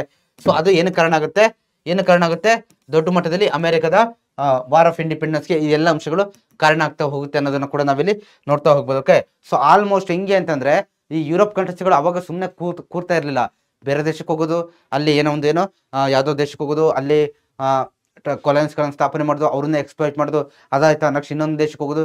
ಸೊ ಇದೇ ರೀತಿಯಾದಂಥ ನೀವು ಹಲವಾರು ದೇಶಗಳನ್ನ ಇಲ್ಲಿ ನೋಡ್ತಾ ಹೋಗ್ತಾರೆ, ಇನ್ಕ್ಲೂಡಿಂಗ್ ನಮ್ಮ ದೇಶನೂ ಕೂಡ. ಓಕೆ, ಸೊ ಇಲ್ಲಿ ರೀಸನ್ಸ್ ಅನ್ನ ನೋಡ್ತಾ ಹೋಗೋಣ. ಓಕೆ, ರೀಸನ್ಸ್, ಕಾರಣಗಳು ಏನ್ ಸರ್ ಹಾಗಾದ್ರೆ ಅಮೆರಿಕದ ವಾರ್ ಆಫ್ ಇಂಡಿಪೆಂಡೆನ್ಸ್ಗೆ ಏನೇನ್ ಕಾರಣಗಳಿತ್ತು ಅಂತ ಹೇಳಿದ್ರೆ ನೋಡಿ, the rise of nationalism among the people of the colonies. ಅಂದ್ರೆ ಆ ಅಮೆರಿಕದ ಕಾಲೋನೀಸ್ಗಳಿದ್ದಲ್ವಾ, ಅಂತಂದ್ರೆ ಅಮೆರಿಕದ ಜನ, ಸೊ ಅವ್ರಗಳಲ್ಲಿ ಏನಾಯ್ತು, ರೈಸ್ ಆಫ್ ನ್ಯಾಷನಲಿಸಮ್, ರಾಷ್ಟ್ರೀಯತೆಯ ಭಾವ ಅನ್ನೋದು ಏನಾಗ್ತಾ ಹೋಯ್ತು, ಬೆಳೀತಾ ಹೋಯ್ತು. ನಮಗೂ ಕೂಡ ಒಂದು ರಾಷ್ಟ್ರ ಅನ್ನೋದು ಬೇಕು, ಒಂದು ದೇಶ ಅನ್ನೋದು ಬೇಕು ಅನ್ನೋ ಒಂದು ಭಾವನೆ ಅವರಲ್ಲಿ ಜನರೇಟ್ ಆಗ್ತಾ ಹೋಯ್ತು. ಸೊ ಇದು ಏನಕ್ಕೆ ಕಾರಣ ಆಗುತ್ತಪ್ಪ ಅಂತಂದ್ರೆ ಅಮೆರಿಕನ್ ವಾರ್ ಆಫ್ ಇಂಡಿಪೆಂಡೆನ್ಸ್ ಇದು ಮೊದಲ ರೀಸನ್ ಆಗಿ ಬರುತ್ತೆ. So then the desire for independence among the colonies, ಅಂತಂದ್ರೆ ನಮಗೂ ಕೂಡ ಸ್ವಾತಂತ್ರ್ಯ ಬೇಕು. ನೋಡಿ, ಇಲ್ಲಿ ದೇಶ ಬೇಕಂತ ಮಾಡ್ತಾರೆ. ಸೊ ಇಲ್ಲಿ ಸ್ವತಂತ್ರವಾಗಿರ್ಬೇಕು, ನಾವು ಯಾರ ಅಂಡರಲ್ಲೂ ಕೂಡ ಇರಬಾರ್ದು. ನಾವ್ಯಾಕೆ ಬೇರೆಯವ್ರ ಅಂಡರಲ್ಲಿ ಇರಬೇಕು, ನಮ್ಮ ಆಡಳಿತವನ್ನ ನಾವೇ ಮಾಡ್ಕೋಬೇಕು, ನಾವು ಇನ್ನೊಬ್ರು ಕೈ ಅಂಡರಲ್ಲಿ ಏನು ಇರೋದಿಲ್ಲ. ಅದು ಸ್ಪೆಷಲ್ ಯಾರು ಬೇರೆ ದೇಶದಿಂದ ಬಂದವರ ಅಂಡರಲ್ಲಿ ಅಂತೂ ನಾವು ಇರೋದಿಲ್ಲ. ಈ ಒಂದು ಏನೋ ಆಸೆ ಅವರಲ್ಲಿ ಶುರುವಾಗುತ್ತೆ, ನಮಗೂ ಕೂಡ ಸ್ವತಂತ್ರ ಬೇಕು ಅನ್ನೋದು. So then the effects of the 7 years war, the naval regulations. ನೋಡಿ, ಆ 7 years ಇಂದ ಒಂದು ವಾರ ಆಗ್ತಾ ಇರುತ್ತೆ ಆ ಎರಡು ದೇಶಗಳ ಮಧ್ಯೆ, ಅಮೆರಿಕ ಮತ್ತೆ ಯುರೋಪ್ ಮಧ್ಯೆ. ಸೊ ಅದು ಕೂಡ ಏನು ಒಂದು ಕಾರಣ ಆಗುತ್ತೆ ಇಲ್ಲಿ. ಸೊ ನಂತರ ಇಲ್ಲಿ ಇನ್ಫ್ಲೂಯೆನ್ಸ್ ಆಫ್ ರೈಟರ್ಸ್, ನೋಡಿ ಹಲವಾರು ರೈಟರ್ಸ್ಗಳು ಬರ್ತಾ ಹೋಗ್ತಾರೆ. ರೈಟರ್ಸ್ಗಳು ಲೈಕ್ ನಮ್ಮ ನಮ್ಮ ಇಂಡಿಯಾ ಫ್ರೀಡಮ್ ಸ್ಟ್ರಗಲ್ ಯಾವ ರೀತಿ ಹಲವಾರು ಹೋರಾಟಗಾರರು ಬಂದು ಪತ್ರಿಕೆಗಳನ್ನೆಲ್ಲ ಬರಿತಾ ಹೋಗ್ತಾರಲ್ವಾ, ಸೊ ಇಲ್ಲೂ ಅಮೆರಿಕದಲ್ಲೂ ಕೂಡ ಹಲವಾರು ರೈಟರ್ಸ್ಗಳು ಬರ್ತಾ ಹೋಗ್ತಾರೆ. ನೋಡಿ, Thomas Paine, John Adams, okay, Samuel Adams, John Edward Coke, then Benjamin Franklin, ಇವರೆಲ್ಲ ಯಾರು ರೈಟರ್ಸ್. ಇವ್ರು ಏನ್ ಮಾಡ್ತಾ ಹೋದ್ರಪ್ಪ ಅಂತಂದ್ರೆ ಇವರು ಏನೋ ಒಂದು ಬ್ರಿಟಿಷ್ ವಿರುದ್ಧ ಬರಿತಾ ಹೋದ್ರು, ಮತ್ತೆ ಇವರ ಏನು ಆ ಒಂದು ರೈಟಿಂಗ್ಸ್ ಏನಾಗ್ತಾ ಹೋಯ್ತು ಅದು ಕೂಡ ಅಮೆರಿಕದ ವಾರ್ ಆಫ್ ಇಂಡಿಪೆಂಡೆನ್ಸ್ಗೆ ಕಾರಣ ಆಗ್ತಾ ಹೋಯ್ತು ಅನ್ನೋದನ್ನ ನಾವಿಲ್ಲಿ ನೋಡ್ತಾ ಹೋಗ್ಬೋದು. ಸೊ ಏನ್ ಮಾಡಿರೋರು ರೈಟಿಂಗ್ಸ್ ಮುಖಾಂತರ ಏನ್ ಮಾಡಿದಲ್ಲಿ ಜನರನ್ನ ಹುರಿದುಂಬಿಸೋದು, ಜನರನ್ನ ಇಂಡಿಪೆಂಡೆನ್ಸ್ ಕಡೆ ಏನೋ ಇಂಡಿಪೆಂಡೆನ್ಸ್ ಬೇಕು ಅನ್ನುವಂಥ ಒಂದು ಆ ಒಂದು ನಿಟ್ಟಿನಲ್ಲಿ ಅವ್ರನ್ನ ಕರ್ಕೊಂಡು ಹೋಗ್ಲಿಕ್ಕೆ ಪ್ರಯತ್ನ ಪಡ್ತಾ ಇದ್ರು. The Quebec regulation, the township taxes and the Boston tea party, all this led the revolution in America. ನೋಡಿ ದ ಕ್ಯೂಬೆಕ್ ರೆಗ್ಯುಲೇಷನ್ ಒಂದು ರೆಗ್ಯುಲೇಷನ್ ತರ್ತಾರೆ. ಸೊ ಆ ರೆಗ್ಯುಲೇಷನ್ ಮತ್ತೆ ದ ಟೌನ್ಶಿಪ್ ಟ್ಯಾಕ್ಸಸ್ ಮತ್ತೆ ಬೋಸ್ಟನ್ ಟೀ ಪಾರ್ಟಿ, ಸೊ ಇವೆಲ್ಲ ಏನೋ ಎಲ್ಲ ಏನೋ ರೀಸನ್ಗಳಾಗಿದ್ದು ಅನ್ನೋದನ್ನ ಕೂಡ ನಾವು ಇಲ್ಲಿ ನೋಡ್ತಾ ಹೋಗ್ಬೋದು. ಓಕೆ, ಇಷ್ಟು ಏನೋ ರೀಸನ್ಸ್ಗಳು ಯಾವುದಕ್ಕೆ ಅಮೆರಿಕನ್ ವಾರ್ ಆಫ್ ಇಂಡಿಪೆಂಡೆನ್ಸ್ಗೆ. ಸೊ ಇಷ್ಟು ನಿಮಗೆ ಕ್ಲಿಯರ್ ಆಗಿ ಗೊತ್ತಿರಲಿ. ಸೊ ದೆನ್ ನೋಡಿ ಡಿಕ್ಲರೇಷನ್ ಆಫ್ ಇಂಡಿಪೆಂಡೆನ್ಸ್. ನೋಡಿ ಸೊ ಇದಾದ್ಮೇಲೆ ಡಿಕ್ಲರೇಷನ್ ಯಾವ ರೀತಿ ಇಂಡಿಪೆಂಡೆನ್ಸ್ ನ ಡಿಕ್ಲೇರ್ ಮಾಡ್ತಾರಪ್ಪ ಅಂತಂದ್ರೆ ನೋಡಿ, to discuss the prevailing situation representatives of the 13 British colonies of North America met in Philadelphia in 1774. So ಇವ್ರು ಏನ್ ಮಾಡ್ತಾರಪ್ಪ ಅಂತಂದ್ರೆ ಈ 13 ಕಾಲೋನೀಸ್ಗಳು ಇಂಗ್ಲೆಂಡ್ ನ ಅಂಡರ್ ಅಲ್ಲಿ ಇದ್ರಲ್ಲ 13 ಕಾಲೋನೀಸ್ಗಳು. ಸೊ ಆ 13 ಕಾಲೋನಿಗಳು ಏನ್ ಮಾಡ್ತಾರಪ್ಪ ಅಂತಂದ್ರೆ ಒಂದ್ ಕಡೆ ನೋಡಿ ಅಮೆರಿಕದ ಫಿಲಾಡೆಲ್ಫಿಯಾ ಅನ್ನುವಲ್ಲಿ ಏನ್ ಮಾಡ್ತಾರೆ 1774 ಅಲ್ಲಿ ಒಂದು ಜಾಗದಲ್ಲಿ ಸೇರ್ತಾರೆ. ಎಲ್ಲರೂ ಕೂಡ ಒಂದು ಜಾಗದಲ್ಲಿ ಸೇರಿ ಏನ್ ಮಾಡ್ತಾರೆ ಆ ಒಂದು ಡಿಸ್ಕಸ್ ಮಾಡ್ತಾರೆ ಪ್ರಿವೇಲಿಂಗ್ ಸಿಚುವೇಶನ್. ಆ ಟೈಮಲ್ಲಿ ಈ 1774 ಟೈಮಲ್ಲಿ ಯಾವ ಸಿಚುವೇಶನ್ ಅನ್ನ ಅವ್ರು ಫೇಸ್ ಮಾಡ್ತಿದ್ರು, ಯಾವ ಪರಿಸ್ಥಿತಿನ ಅವ್ರು ಫೇಸ್ ಮಾಡ್ತಿದ್ರು ಅನ್ನೋದನ್ನ ಡಿಸ್ಕಸ್ ಮಾಡ್ಲಿಕ್ಕೆ ಇಲ್ಲಿ ಸೇರ್ತಾರೆ. They threaten to oppose with armed rebellion any move to cut short their independence. ನೋಡಿ ಇವ್ರಿಗೆ ಏನ್ ಮಾಡ್ತಾರಪ್ಪ ಅಂದ್ರೆ ಆ ಬ್ರಿಟಿಷ್ ಇವ್ರನ್ನ ಎದುರಿಸ್ತಾ ಹೋಗ್ತಾರೆ. ಸಪೋಸ್ ನೀವು ಏನಾದ್ರು ನೋಡಿ ಈ ರೀತಿ ಏನಾದ್ರು ಮಾಡಿದ್ರೆ ನಾವು ಆರ್ಮಡ್ ರೆಬೆಲಿಯನ್ ಅಂತಂದ್ರೆ ನಿಮ್ಮ ಮೇಲೆ ಆಕ್ಷನ್ ತಗೊಳ್ತೀವಿ, ಓಕೆ, ಫೈರ್ ಮಾಡ್ತೀವಿ, ಮಿಲಿಟರಿಯಿಂದ ಏನ್ ಮಾಡ್ತೀವಿ ಆಕ್ಷನ್ ತಗೊಳ್ತೀವಿ, ಪೊಲೀಸಿಂದ ಅಂತ ಅವ್ರನ್ನ ಎದುರಿಸ್ತಾ ಹೋಗ್ತಾರೆ ಈ 13 ಕಾಲೋನಿಸ್ ಜನನ. ನಂತರ the king of Britain declared the this act as the revolt and sent military troops to suppress them. Final ಆಗಿ ಆ ಬ್ರಿಟನ್ ರಾಜ ಇರ್ತಾನಲ್ವಾ, ಬ್ರಿಟನ್ ರಾಜ ಏನ್ ಮಾಡ್ತಾನಪ್ಪ ಅಂತಂದ್ರೆ ಇದನ್ನ ಏನ್ ಮಾಡ್ತಾರೆ ಈ 13 ಏನೋ ಆ ಬ್ರಿಟಿಷ್ ಕಾಲೋನಿಸ್ ಜನಗಳಲ್ಲಿ ಸೇರೋದನ್ನ ಏನು ತಡಿಲಿಕ್ಕೋಸ್ಕರ ಸಪ್ರೆಸ್ ಮಾಡ್ಲಿಕ್ಕೋಸ್ಕರ ಮಿಲಿಟರಿ ಟ್ರೂಪ್ಸ್ ಮಿಲಿಟರಿ ಸೈನಿಕರನ್ನ ಕಳಿಸ್ತಾನೆ. ಓಕೆ, ನೀವು ಹೋಗ್ಬಿಟ್ಟು ಅವ್ರನ್ನ ತಡೀರಿ ಅಂತ. The colonies had no option but to fight the British with local arms. But ಈ 13 ಕಾಲೋನಿಸ್ ಇದ್ಗಳಿದ್ವಲ್ವಾ ಅಮೆರಿಕದ್ದು, ಅವರಿಗೆ ಬೇರೆ ಆಪ್ಷನ್ ಏನು ಇರಲಿಲ್ಲ. ಅವ್ರಿಗೆ ಇದ್ದಿದ್ದು ಒಂದೇ ಆಪ್ಷನ್, ಫೈಟ್ ಮಾಡ್ಬೇಕಿತ್ತು ಅಷ್ಟೇ. ಓಕೆ, ಯಾರನ್ನ ಬಳಸ್ಕೊಂಡು ಲೋಕಲ್ ಆರ್ಮ್ಸ್, ಲೋಕಲ್ ಯಾರ್ಯಾರು ಇದ್ರಲ್ವಾ, ಲೋಕಲ್ ಅವ್ರಿಗೆ ಏನು ವೆಪನ್ ಸಿಗೋದು ಅಥವಾ ಲೋಕಲ್ ಜನ ಯಾರಿದ್ರಲ್ಲ ಅವ್ರನ್ನೆಲ್ಲ ಬಳಸ್ಕೊಂಡು ಏನ್ ಮಾಡಿದ್ರು ಅವ್ರು ಹೋರಾಟ ಮಾಡ್ಲೇಬೇಕಿತ್ತು. ಓಕೆ, ಸೊ ಅವರಿಗೆ ಬೇರೆ ಯಾವುದೇ ರೀತಿಯಂತ ಆಪ್ಷನ್ ಅನ್ನೋದು ಅಲ್ಲಿ ಇರಲಿಲ್ಲ ಅನ್ನೋದು ನಾವು ನೋಡ್ತಾ ಹೋಗ್ತೀವಿ. In this manner on 19th April 1775 at Lexington when a troop of the colonists attacked the British, the American War of Independence began. ಈ ರೀತಿ ನೋಡಿ ಫೈನಲ್ ಆಗಿ ಯಾವ ನೋಡಿ ಎಷ್ಟು ಅಂದ್ರೆ 19th April 1775 ಅಲ್ಲಿ ಸ್ಟಾರ್ಟ್ ಆಗುತ್ತೆ American war of independence official ಆಗಿ ಸ್ಟಾರ್ಟ್ ಆಗುತ್ತೆ. Okay, war of independence. So ಈ ರೀತಿ ಸ್ಟಾರ್ಟ್ ಆಗ್ತಾ ಹೋಗುತ್ತೆ. ಯಾವ ರೀತಿ ಅವ್ರು ಅಟ್ಯಾಕ್ ಮಾಡ್ಲಿಕ್ಕೆ ಬಂದಾಗ ಒಂದು ಏನು ಅಮೆರಿಕದ ಕಾಲೋನಿಸ್ಗಳ ಒಂದು ಜನರು ಕೂಡ ಏನ್ ಮಾಡ್ತಾರೆ ಅವ್ರ ಮೇಲೆ ವಾಪಸ್ ಅಟ್ಯಾಕ್ ಮಾಡಿದಾಗ, ಬ್ರಿಟಿಷರ ಮೇಲೆ ಅಟ್ಯಾಕ್ ಮಾಡಿದಾಗ ಈ ರೀತಿ 19th April 1775 ಅಲ್ಲಿ ಸ್ಟಾರ್ಟ್ ಆಗುತ್ತೆ American war of independence. The Philadelphia conference appointed George Washington as its commander. ನೋಡಿ ದ ಫಿಲಾಡೆಲ್ಫಿಯಾ ಕಾನ್ಫರೆನ್ಸ್, ಆ ಕಾನ್ಫರೆನ್ಸ್ ಅಂತಂದ್ರೆ ಆ 13 ಕಾಲೋನಿ ಸ್ಟೇಟ್ಗಳ ಜನರು ಸೇರಿದಲ್ವಾ, ಅವ್ರು ಅಷ್ಟು ಜನ ಸೇರಿ ಏನ್ ಮಾಡ್ತಾರಪ್ಪ ಅಂದ್ರೆ ಜಾರ್ಜ್ ವಾಷಿಂಗ್ಟನ್ ಅವ್ರನ್ನ ಏನ್ ಮಾಡ್ತಾರೆ ಕಮಾಂಡರ್ ಆಗಿ ಅಂದ್ರೆ ಏನ್ ಮಾಡ್ತಾರೆ ಅಪಾಯಿಂಟ್ ಮಾಡ್ಕೊಳ್ತಾರೆ. ಕಮಾಂಡರ್ ಅಂತಂದ್ರೆ ಏನ್ ಹೇಳಿ ಆದೇಶವನ್ನು ಕೊಡ್ತಕ್ಕಂಥವ್ರು. ಓಕೆ, ಅಂದ್ರೆ ಆ ಒಂದು ಹೋರಾಟಕ್ಕೆ ಒಂದು ನೇಮಕವನ್ನು ವಹಿಸಿಕೊಂಡು ಆದೇಶವನ್ನು ಕೊಡ್ತಕ್ಕಂಥವ್ರು ಅಂತ ಹೇಳ್ಬಿಟ್ಟು ಜಾರ್ಜ್ ವಾಷಿಂಗ್ಟನ್ ಅವ್ರನ್ನ ನೇಮಕ ಮಾಡ್ತಾರೆ. ಇವ್ರು ಜಾರ್ಜ್ ವಾಷಿಂಗ್ಟನ್ ವೆರಿ ಇಂಪಾರ್ಟೆಂಟ್ ನಿಮಗೆ. ಸೊ ನಂತರ ಇದಾದ್ಮೇಲೆ ನೋಡಿ ವಾರ್ ಬಗ್ಗೆ ನೋಡ್ತಾ ಹೋಗೋಣ. ವಾರ್ ಯಾವ ರೀತಿ ನಡೀತಾ ಹೋಯ್ತಪ್ಪ ಅಂತಂದ್ರೆ ಯಾವ ರೀತಿ ವಾರ್ ನಡೀತಾ ಹೋಯ್ತು ಅಮೆರಿಕನ್ ವಾರ್ ಆಫ್ ಇಂಡಿಪೆಂಡೆನ್ಸ್ ಅಂತಂದ್ರೆ ನೋಡಿ the war between England and the colonies lasted for 5 years. ನೋಡಿ ಇವರಿಬ್ರು ನಡುವೆ ಯಾರೋ ಇಂಗ್ಲೆಂಡ್ ಮತ್ತೆ ಈ ಅಮೆರಿಕ ಇವರ ಮಧ್ಯೆ ಏನಾಯ್ತು ಇಲ್ಲಿ ಕೊಲೋನಿಸ್ ಅಂತಂದ್ರೆ ಆ ಅಮೆರಿಕದ ಏನು ಆ ಬ್ರಿಟಿಷರ್ ಅಂಡರ್ ಇದ್ದಂತ ಅಮೆರಿಕದ ಪ್ಲೇಸ್ಗಳು, ರಾಜ್ಯಗಳು. ಓಕೆ, ಸೊ ಈ ಅಮೆರಿಕ ಮತ್ತೆ ಇಂಗ್ಲೆಂಡ್ ನಡುವೆ ನೋಡಿ ಟೋಟಲ್ ಎಷ್ಟು 5 ವರ್ಷ ಯುದ್ಧ ನಡೀತು. Initially the colonies had to suffer setbacks. George Washington had to face a lot of problems. But in the battle of Saratoga, the British army lost. With the help of the French army, George Washington defeated the British army battle of Yorktown. Okay, ಏನಪ್ಪ ಅಂತಂದ್ರೆ starting ಅಲ್ಲಿ ಯಾವಾಗ ಈ war start ಆಯ್ತೋ ಆ starting ಅಲ್ಲಿ ಏನಾಗುತ್ತಪ್ಪ ಅಂತಂದ್ರೆ ಅಮೆರಿಕದವ್ರಿಗೆ ಆ ಕೊಲೋನಿಸ್ಗಳಿಗೆ ಸ್ವಲ್ಪ ಹಿನ್ನಡೆ ಅನ್ನೋದಾಗುತ್ತೆ. ಅವ್ರು ಸ್ವಲ್ಪ ಸೋಲ್ತಾ ಹೋಗ್ತಾರೆ, ಹಿನ್ನಡೆ ಅನ್ನೋದಾಗುತ್ತೆ. ಮತ್ತೆ ಅದರ ಕಮಾಂಡರ್ ಇದ್ನಲ್ವಾ ಯಾರು ಜಾರ್ಜ್ ವಾಷಿಂಗ್ಟನ್, ಇವ್ರು ಸ್ವಲ್ಪ ಏನಾಗುತ್ತಪ್ಪ ಅಂತಂದ್ರೆ ಲಾಟ್ ಆಫ್ ಪ್ರಾಬ್ಲಮ್ಸ್ ಗಳನ್ನ ಫೇಸ್ ಮಾಡಬೇಕಾಗುತ್ತೆ. ಬಟ್ ಆಫ್ಟರ್ ಸಮ್ ಟೈಮ್ ಆಗ್ತಾ ಹೋದಂಗೆ ಫೈನಲ್ ಆಗಿ ಈ ಬ್ಯಾಟಲ್ ಆಫ್ ಸರಾಟೋಗ ನೋಡಿ, ಬ್ಯಾಟಲ್ ಆಫ್ ಸರಾಟೋಗ ಇಲ್ಲಿ ಏನ್ ಮಾಡ್ತಾರಪ್ಪ ಅಂದ್ರೆ ಬ್ರಿಟಿಷ್ ಆರ್ಮಿ ಬ್ರಿಟಿಷ್ ಆರ್ಮಿ ಏನಾಗುತ್ತೆ ಲಾಸ್ಟ್ ಆಗುತ್ತೆ ಅಂತಂದ್ರೆ ಬ್ರಿಟಿಷರು ಸೋಲ್ತಾರೆ ಫೈನಲ್ ಆಗಿ, ಎಲ್ಲ ಕಡೆ ಗೆಲ್ಲಿಕ್ ಹೋಗಲ್ಲ, ಇಲ್ಲಿ ಅವ್ರು ಸೋಲ್ತಾ ಹೋಗ್ತಾರೆ with the help of French army. ಯಾರ ಹೆಲ್ಪ್ ಇಂದ ನೋಡಿ, ಅಮೆರಿಕದವರು ಈ ಬ್ರಿಟಿಷರನ್ನ ಸೋಲ್ಸಕ್ಕೆ ಯಾರ ಹೆಲ್ಪ್ ತಗೊಳ್ತಾರೆ, ಫ್ರೆಂಚ್ ಆರ್ಮಿಯ ಹೆಲ್ಪ್ ಅನ್ನ ತಗೊಳ್ತಾರೆ. ಸೊ ನಂತರ ಈ George Washington defeated the British army in the battle of York town. Okay, final ಆಗಿ ಏನ್ ಮಾಡ್ತಾರಪ್ಪ ಅಂತಂದ್ರೆ ಈ York town, battle of York town ಮುಖಾಂತರ ಬ್ರಿಟಿಷರ್ನ ಸೋಲಿಸ್ತಾರೆ. ಓಕೆ, ಸೊ ನೋಡಿ ಫೈನಲ್ ಆಗಿ ಎಷ್ಟು 5 ವರ್ಷ ನಡೆದಿರೋದು. ಓಕೆ, ಇಲ್ಲಿ ಫಸ್ಟ್ ಇದು ಬರುತ್ತೆ, ಬ್ಯಾಟಲ್ ಆಫ್ ಸರಾಟೋಗದಲ್ಲೂ ಏನ್ ಮಾಡ್ತಾರೆ, ಬ್ರಿಟಿಷ್ ಆರ್ಮಿನ ಸೋಲಿಸ್ತಾರೆ. ನಂತರ ಬ್ಯಾಟಲ್ ಆಫ್ ಯಾರ್ಕ್ ಟೌನ್, ಇದ್ರಲ್ಲೂ ಕೂಡ ಏನಾಗ್ತಾರೆ, ಬ್ರಿಟಿಷರ್ನ ಸೋಲಿಸ್ತಾರೆ with the help of French. Okay, so ಇದು ನಿಮಗೆ ಕ್ಲಿಯರ್ ಆಗಿರಲಿ. ಸೊ ವಾರ್ ಯಾವ ರೀತಿ ಇರುತ್ತೆ ಅನ್ನೋದು ನೀವೆಲ್ಲ ಪಿಕ್ಚರ್ ಅಲ್ಲಿ ಸಿನಿಮಾದಲ್ಲಿ ನೋಡಿರ್ತೀರಾ. ಸೊ ಜಸ್ಟ್ ಒಂದು ಪಿಕ್ಚರ್ ಹಾಕಿದ್ದೀನಿ, ನೀವು ಕೂಡ ನೋಡಬಹುದು. The British commander lord Cornwallis surrendered with his army in the year 1783 as per the Paris agreement. Britain accepted that the 13 colonies for independent. ನೋಡಿ ಆ ಟೈಮಲ್ಲಿ ಲೈಕ್ ಅಮೆರಿಕದಲ್ಲಿ ಅವ್ರದ್ದು ಜಾರ್ಜ್ ವಾಷಿಂಗ್ಟನ್ ಇರ್ತಾರಲ್ವಾ ಕಮಾಂಡರು, ಸೊ ಅದೇ ಬ್ರಿಟಿಷಲ್ಲಿ ಯಾರು ಇರ್ತಾರೆ, ಲಾರ್ಡ್ ಕಾರ್ನ್ವಾಲಿಸ್ ಇರ್ತಾನೆ. ನಾನು ಈ ಮಾರ್ಕ್ ಮಾಡ್ತಾ ಇರೋದೆಲ್ಲ ವೆರಿ ಇಂಪಾರ್ಟೆಂಟ್ ಸ್ಟೂಡೆಂಟ್ಸ್. ಓಕೆ, ನಾನು ಏ ರೀತಿ ಈ ಬಾಕ್ಸಲ್ಲಿ ಮಾರ್ಕ್ ಮಾಡ್ತಾ ಇದ್ದೀನಲ್ವಾ, ಅದೆಲ್ಲ ವೆರಿ ಇಂಪಾರ್ಟೆಂಟ್ ಆಗಿರ್ತಕ್ಕಂಥ ಟರ್ಮ್ಸ್ಗಳು. ನಿಮಗೆ ಅದನ್ನ ಕ್ವಶನ್ಸ್ ಅಲ್ಲಿ ಕೇಳ್ತಕ್ಕಂಥ ಚಾನ್ಸಸ್ ತುಂಬಾ ಜಾಸ್ತಿ ಇರುತ್ತೆ, ಅದನ್ನ ಮಿಸ್ ಮಾಡ್ಲಿಕ್ಕೆ ಹೋಗ್ಬೇಡಿ. ಓಕೆ, ಈ ಬ್ರಿಟಿಷ್ ಕಮಾಂಡರ್ ಇರ್ತಾನಲ್ವಾ ಲಾರ್ಡ್ ಕಾರ್ನ್ವಾಲಿಸ್, ಇವನು ಫೈನಲ್ ಆಗಿ ಏನ್ ಮಾಡ್ತಾನಪ್ಪ ಅಂತಂದ್ರೆ 1783 ಅಲ್ಲಿ ಸೋತಾದ್ಮೇಲೆ ಒಂದು ಪ್ಯಾರಿಸ್ ಒಪ್ಪಂದ ನಡೆಯುತ್ತೆ, ಪ್ಯಾರಿಸ್ ಒಪ್ಪಂದ ನಡೆಯುತ್ತೆ. ಅಲ್ಲಿ ಏನ್ ಮಾಡ್ತಾನಪ್ಪ ಅಂತಂದ್ರೆ ಆ 13 ಕಾಲೋನೀಸ್ ಏನು ಬ್ರಿಟನ್ ಅಂಡರ್ ಅಲ್ಲಿ ಇತ್ತಲ್ವಾ, ಇಂಗ್ಲೆಂಡ್ ನ ಅಂಡರ್ ಅಲ್ಲಿ, ಅವುಗಳು ಇಂಡಿಪೆಂಡೆಂಟ್ ಅಂದ್ರೆ ಸ್ವತಂತ್ರ ಆದು ಅನ್ನೋದನ್ನ ಏನ್ ಮಾಡ್ತಾರೆ, ಒಪ್ಕೊಳ್ತಾನೆ ಆ ಒಂದು ಬ್ರಿಟಿಷ್ ಕಮಾಂಡರ್. ಈ ಮುಖಾಂತರ ಏನಾಗುತ್ತೆ, ಅಮೆರಿಕ ಈ ರೀತಿಯಾಗಿ ಅಮೆರಿಕ ಏನಾಗುತ್ತೆ, ಸ್ವಾತಂತ್ರ್ಯವನ್ನ ಪಡ್ಕೊಳ್ಳುತ್ತೆ ಅನ್ನೋದನ್ನ ಕೂಡ ನಾವಿಲ್ಲಿ ನೋಡ್ತಾ ಹೋಗ್ಬೋದು.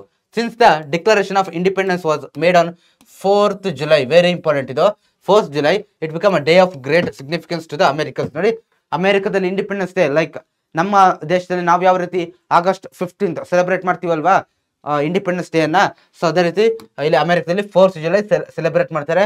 ಆ ದಿನ ಏನಾಗಿದೆ, ತುಂಬಾ ಗ್ರೇಟ್ ಸಿಗ್ನಿಫಿಕೆನ್ಸ್, ಮಹತ್ವದ ದಿನ ಅಂತ ಹೇಳ್ಬಿಟ್ಟು ಅಮೆರಿಕದಲ್ಲಿ ಸೆಲೆಬ್ರೇಟ್ ಮಾಡ್ತಾ ಹೋಗ್ತವ್ರೆ. ಸೊ ಈವನ್ ನಾವು July 4th is celebrated as the independence day in America. ನೋಡಿ ಇವತ್ತಿಗೂ ಕೂಡ ಏನ್ ಮಾಡ್ತಾರೆ, July 4 ಅನ್ನ ಅಮೆರಿಕದಲ್ಲಿ ಸ್ವಾತಂತ್ರ್ಯ ದಿನವಾಗಿ ಆಚರಿಸ್ತಾರೆ. ಆ July 4 ಇದೆ, ಅದು ವೆರಿ ಇಂಪಾರ್ಟೆಂಟ್, ಅದನ್ನ ನೀವು ಮಿಸ್ ಮಾಡೋಗೆ ಇಲ್ಲ. ಓಕೆ, ಸೊ ನಂತರ in the year 1787 the representatives of all the 13 independence colonies met at Philadelphia and choose George Washington as the first president of the United States of America. Washington as the president of America. Okay, president of United States of America. So ಅಮೆರಿಕಾವನ್ನ ನಾವು ಏನಂತ ಹೇಳ್ತೀವಿ ಹೇಳಿ, USA ಅಂತ ಹೇಳ್ತೀವಲ್ವಾ, United. So ಇದು ನಿಮಗೆ ಗೊತ್ತಿರಲಿ. Okay, full name ಗೊತ್ತಿರಲಿ, ಯುನೈಟೆಡ್ ಸ್ಟೇಟ್ಸ್ ಆಫ್ ಹೇಳಿ, United States of America. Okay, so ಏನ್ ಮಾಡ್ತಾರಪ್ಪ ಅಂದ್ರೆ ಅವರ ಕಮಾಂಡರ್ ಆಗಿದ್ದಂತ ಜಾರ್ಜ್ ವಾಷಿಂಗ್ಟನ್ ಅವರನ್ನ ಏನ್ ಮಾಡ್ತಾರೆ, ಪ್ರೆಸಿಡೆಂಟ್ ಆಗಿ ಆಯ್ಕೆ ಮಾಡ್ತಾರೆ. ಓಕೆ, ಪ್ರೆಸಿಡೆಂಟ್ ಆಗಿ ಈ 13 ಯಾರು ಕಾಲೋನೀಸ್ಗಳಿದ್ದಲ್ವಾ ಅವರೆಲ್ಲ ಮತ್ತೆ ಫಿಲಾಡೆಲ್ಫಿಯಾದಲ್ಲಿ ಅದೇ ಪ್ಲೇಸ್ ಅಲ್ಲಿ, ಅದು ಫಿಲಾಡೆಲ್ಫಿಯಾ ಮೀನ್ಸ್ ಅದೊಂದು ಪ್ಲೇಸು ಅಲ್ಲಿ ಮೀಟ್ ಆಗಿ ಏನ್ ಮಾಡ್ತಾರೆ, ಅವರನ್ನ ಪ್ರೆಸಿಡೆಂಟ್ ಆಗಿ ಆಯ್ಕೆ ಮಾಡ್ತಾರೆ. They created A constitution which is the first return constitution in the world. So ನೋಡಿ ಜಗತ್ತಿನ ಮೊದಲ ರಿಟರ್ನ್ ಕಾನ್ಸ್ಟಿಟ್ಯೂಷನ್ ಯಾವ್ದಪ್ಪ ಅಂತ ಆದ್ರೆ ಅದು ಅಮೆರಿಕದ್ದು. ಓಕೆ, ಸೊ ಇದು ನಿಮಗೆ ಕ್ಲಿಯರ್ ಆಗಿ ಗೊತ್ತಿರಲಿ, ಜಗತ್ತಿನ ಮೊದಲ ರಿಟರ್ನ್ ಕಾನ್ಸ್ಟಿಟ್ಯೂಷನ್ ಯಾವುದು, ಅಮೆರಿಕದ್ದು. ಓಕೆ, ಇವನ್ ನಮ್ಮ ಭಾರತದ್ದು ಕೂಡ ರಿಟರ್ನ್ ಕಾನ್ಸ್ಟಿಟ್ಯೂಷನ್ ಬರುತ್ತೆ, ಬಟ್ ಫಸ್ಟ್ ಯಾವ್ದಪ್ಪ ಅಂತಂದ್ರೆ ಜಗತ್ತಲ್ಲಿ ಅಮೆರಿಕ ಬರ್ತಾ ಹೋಗುತ್ತೆ. ಓಕೆ, ಸೊ ಇಷ್ಟು ನಿಮಗೆ ಕ್ಲಿಯರ್ ಆಗಿರ್ಬೇಕು. ಓಕೆ, ನೋಡ್ತಾ ಹೋದ್ರಲ್ವಾ ಯಾವ ರೀತಿ ವಾರ್ ನಡೀತಾ ಹೋಯ್ತು, ಅದಕ್ಕೆ ಏನೇನು ರೀಸನ್ಗಳಿತ್ತು ಎಲ್ಲ ಕೂಡ ನಾವು ನೋಡಿದೀವಿ. ಸೊ ಈಗ ನಾವು ಕಾನ್ಸಿಕ್ವೆನ್ಸಸ್, ಅದರಿಂದ ಕಾನ್ಸಿಕ್ವೆನ್ಸಸ್ ಅಂತಂದ್ರೆ ಏನ್ ಹೇಳಿ, ಪರಿಣಾಮಗಳು. ಓಕೆ, ಯುದ್ಧ ಏನೋ ಆಯ್ತು, ಸೊ ಇದರಿಂದ ಜಗತ್ತಿನ ಮೇಲೆ ಅಥವಾ ಬೇರೆ ಯಾವ್ದಾದ್ರು ಪ್ಲೇಸ್ ಮೇಲೆ ಏನಾದ್ರು ಎಫೆಕ್ಟ್ ಆಯ್ತಾ, ಏನಾದ್ರು ಪರಿಣಾಮಗಳು ಉಂಟಾಯ್ತಾ ಸರ್ ಅಂತ ಆದ್ರೆ the war acted as an inspiration for the French revolution. ನೋಡಿ ಆ ಟೈಮಲ್ಲಿ ಹಲವಾರು ದೇಶಗಳು ಈ ಒಂದು ಯುರೋಪಿಯನ್ ದೇಶಗಳ ಬ್ರಿಟಿಷರ ಕಂಟ್ರೋಲ್ ಅಲ್ಲಿ ಇದ್ವು. ಸೊ ಈ ಯಾವಾಗ ಅಮೆರಿಕಾ ಇಂಡಿಪೆಂಡೆಂಟ್ ಆಯ್ತಲ್ವಾ, ಈ ಅಮೆರಿಕಾ ಇಂಡಿಪೆಂಡೆಂಟ್ ಆಗಿದ್ದು ಎಲ್ಲ ಕಡೆ ಯಾವಾಗ ವಿಷಯ ಸ್ಪ್ರೆಡ್ ಆಯ್ತು ಗೊತ್ತಾಯ್ತು, ಇದು ಫ್ರೆಂಚ್ ರೆವಲ್ಯೂಷನ್ಗೆ, ಓಕೆ, ಫ್ರೆಂಚ್ ಕ್ರಾಂತಿಗೆ ಏನಾಗುತ್ತೆ, ಫ್ರಾನ್ಸ್ ದೇಶದಲ್ಲಿ ಒಂದು ದೊಡ್ಡ ಮಟ್ಟದ ಕ್ರಾಂತಿ ಉಂಟಾಗಲಿ ಕೂಡ ಇನ್ಸ್ಪಿರೇಷನ್ ಆಗುತ್ತೆ ಅನ್ನೋದನ್ನ ನಾವಿಲ್ಲಿ ನೋಡ್ತಾ ಹೋಗ್ಬೋದು. Many of the French who fought assisting the colonial army became the leaders of the French army. ನೋಡಿ many of the French who fought assisting the colonial army. So ಯಾರ್ಯಾರು ಏನ್ ಮಾಡಿದ್ರಪ್ಪ ಅಂದ್ರೆ ಆ ಕೊಲೋನಿಯಲ್ ಆರ್ಮಿಗೆ ಸಪೋರ್ಟ್ ಮಾಡಿದ್ರಲ್ವಾ, ಸೊ ಅವರು ಏನ್ ಮಾಡಿದ್ರಪ್ಪ ಅಂತಂದ್ರೆ ಏನ್ ಮಾಡಿದ್ರು, ಈ ಫ್ರೆಂಚ್ ರೆವಲ್ಯೂಷನ್ ಅಲ್ಲಿ ಲೀಡರ್ಶಿಪ್ ಅನ್ನ ವಹಿಸ್ಕೊಳ್ತಾ ಹೋದ್ರು ಅನ್ನೋದನ್ನ ಕೂಡ ನಾವಿಲ್ಲಿ ನೋಡ್ತಾ ಹೋಗ್ಬೋದು. ಓಕೆ, ಸೊ ನೋಡಿ ಈ ಈ ಒಂದು ಸ್ಲೈಡ್ ಅಲ್ಲಿ ನೋಡಿ, ಇಲ್ಲಿ ನಾನು ಹೇಳಿದ್ದೆ ನಿಮ್ಗೆ ಏನೋ, with the help of French ಆರ್ಮಿಯ ಸಹಾಯದಿಂದ ಜಾರ್ಜ್ ವಾಷಿಂಗ್ಟನ್ ಬ್ರಿಟಿಷರ್ನ ಸೋಲಿಸುತ್ತಲ್ವಾ. ಇಲ್ಲಿ ಆ ಫ್ರೆಂಚ್ ಆರ್ಮಿ ಇಲ್ಲಿ ಯಾರ್ಯಾರು ನಾಯಕರು ಹೆಲ್ಪ್ ಮಾಡಿದ್ರಲ್ವಾ, ಯಾರಿಗೆ, ಅಮೆರಿಕದವ್ರಿಗೆ ಹೆಲ್ಪ್ ಮಾಡಿದ್ರಲ್ವಾ, ಆ ಕಾಲೋನಿಸ್ಗಳಿಗೆ. ಸೊ ಅವರು ಇಲ್ಲಿ ಏನ್ ಮಾಡ್ತಾರೆ, ಈ ಫ್ರೆಂಚ್ ರೆವಲ್ಯೂಷನ್ ಅಲ್ಲಿ ಲೀಡರ್ಶಿಪ್ ಅನ್ನ ತಗೊಳ್ತಾರೆ. ನಾವು ನಾಯಕತ್ವವನ್ನು ವಹಿಸ್ಕೊಳ್ತೀವಿ ಅಂತ ನಾಯಕತ್ವ ವಹಿಸ್ಕೊಳ್ತಾರೆ. Okay, many of the Spanish and Portuguese colonies in America got inspired to become free and ಎನ್ಸ್ ರಿವೋಲ್ಟೆಡ್ ಅಗೇನ್ಸ್ಟ್ ದೇರ್ ಮದರ್ಲ್ಯಾಂಡ್. ನೋಡಿ, ಸೊ ಸ್ಪ್ಯಾನಿಷ್ ಮತ್ತೆ ಪೋರ್ಚುಗೀಸ್ ಅಲ್ಲೂ ಕೂಡ ಏನ್ ಮಾಡ್ತಾರಪ್ಪ ಅಂತಂದ್ರೆ, ಪೋರ್ಚುಗೀಸ್ ಕಾಲೋನೀಸ್ ಇನ್ ಅಮೆರಿಕಾ, ನೋಡಿ ಅಮೆರಿಕದಲ್ಲಿದ್ದಂತ ಸ್ಪ್ಯಾನಿಷ್ ಮತ್ತೆ ಪೋರ್ಚುಗೀಸ್ ಕಾಲೋನೀಸ್ಗಳು ಏನ್ ಮಾಡ್ತಾರಪ್ಪ ಅಂತಂದ್ರೆ, ಸೊ ಏನೋ ಸ್ವತಂತ್ರ ಆಗ್ಬೇಕು ಅನ್ನೋ ಉದ್ದೇಶದಿಂದ ಈ ರೀತಿ ಏನೋ ಹೋರಾಟ ಮಾಡ್ಲಿಕ್ಕೆ ಸ್ಟಾರ್ಟ್ ಮಾಡ್ತಾ ಹೋಗ್ತಾರೆ. The new nation Kannada United States of America was Born.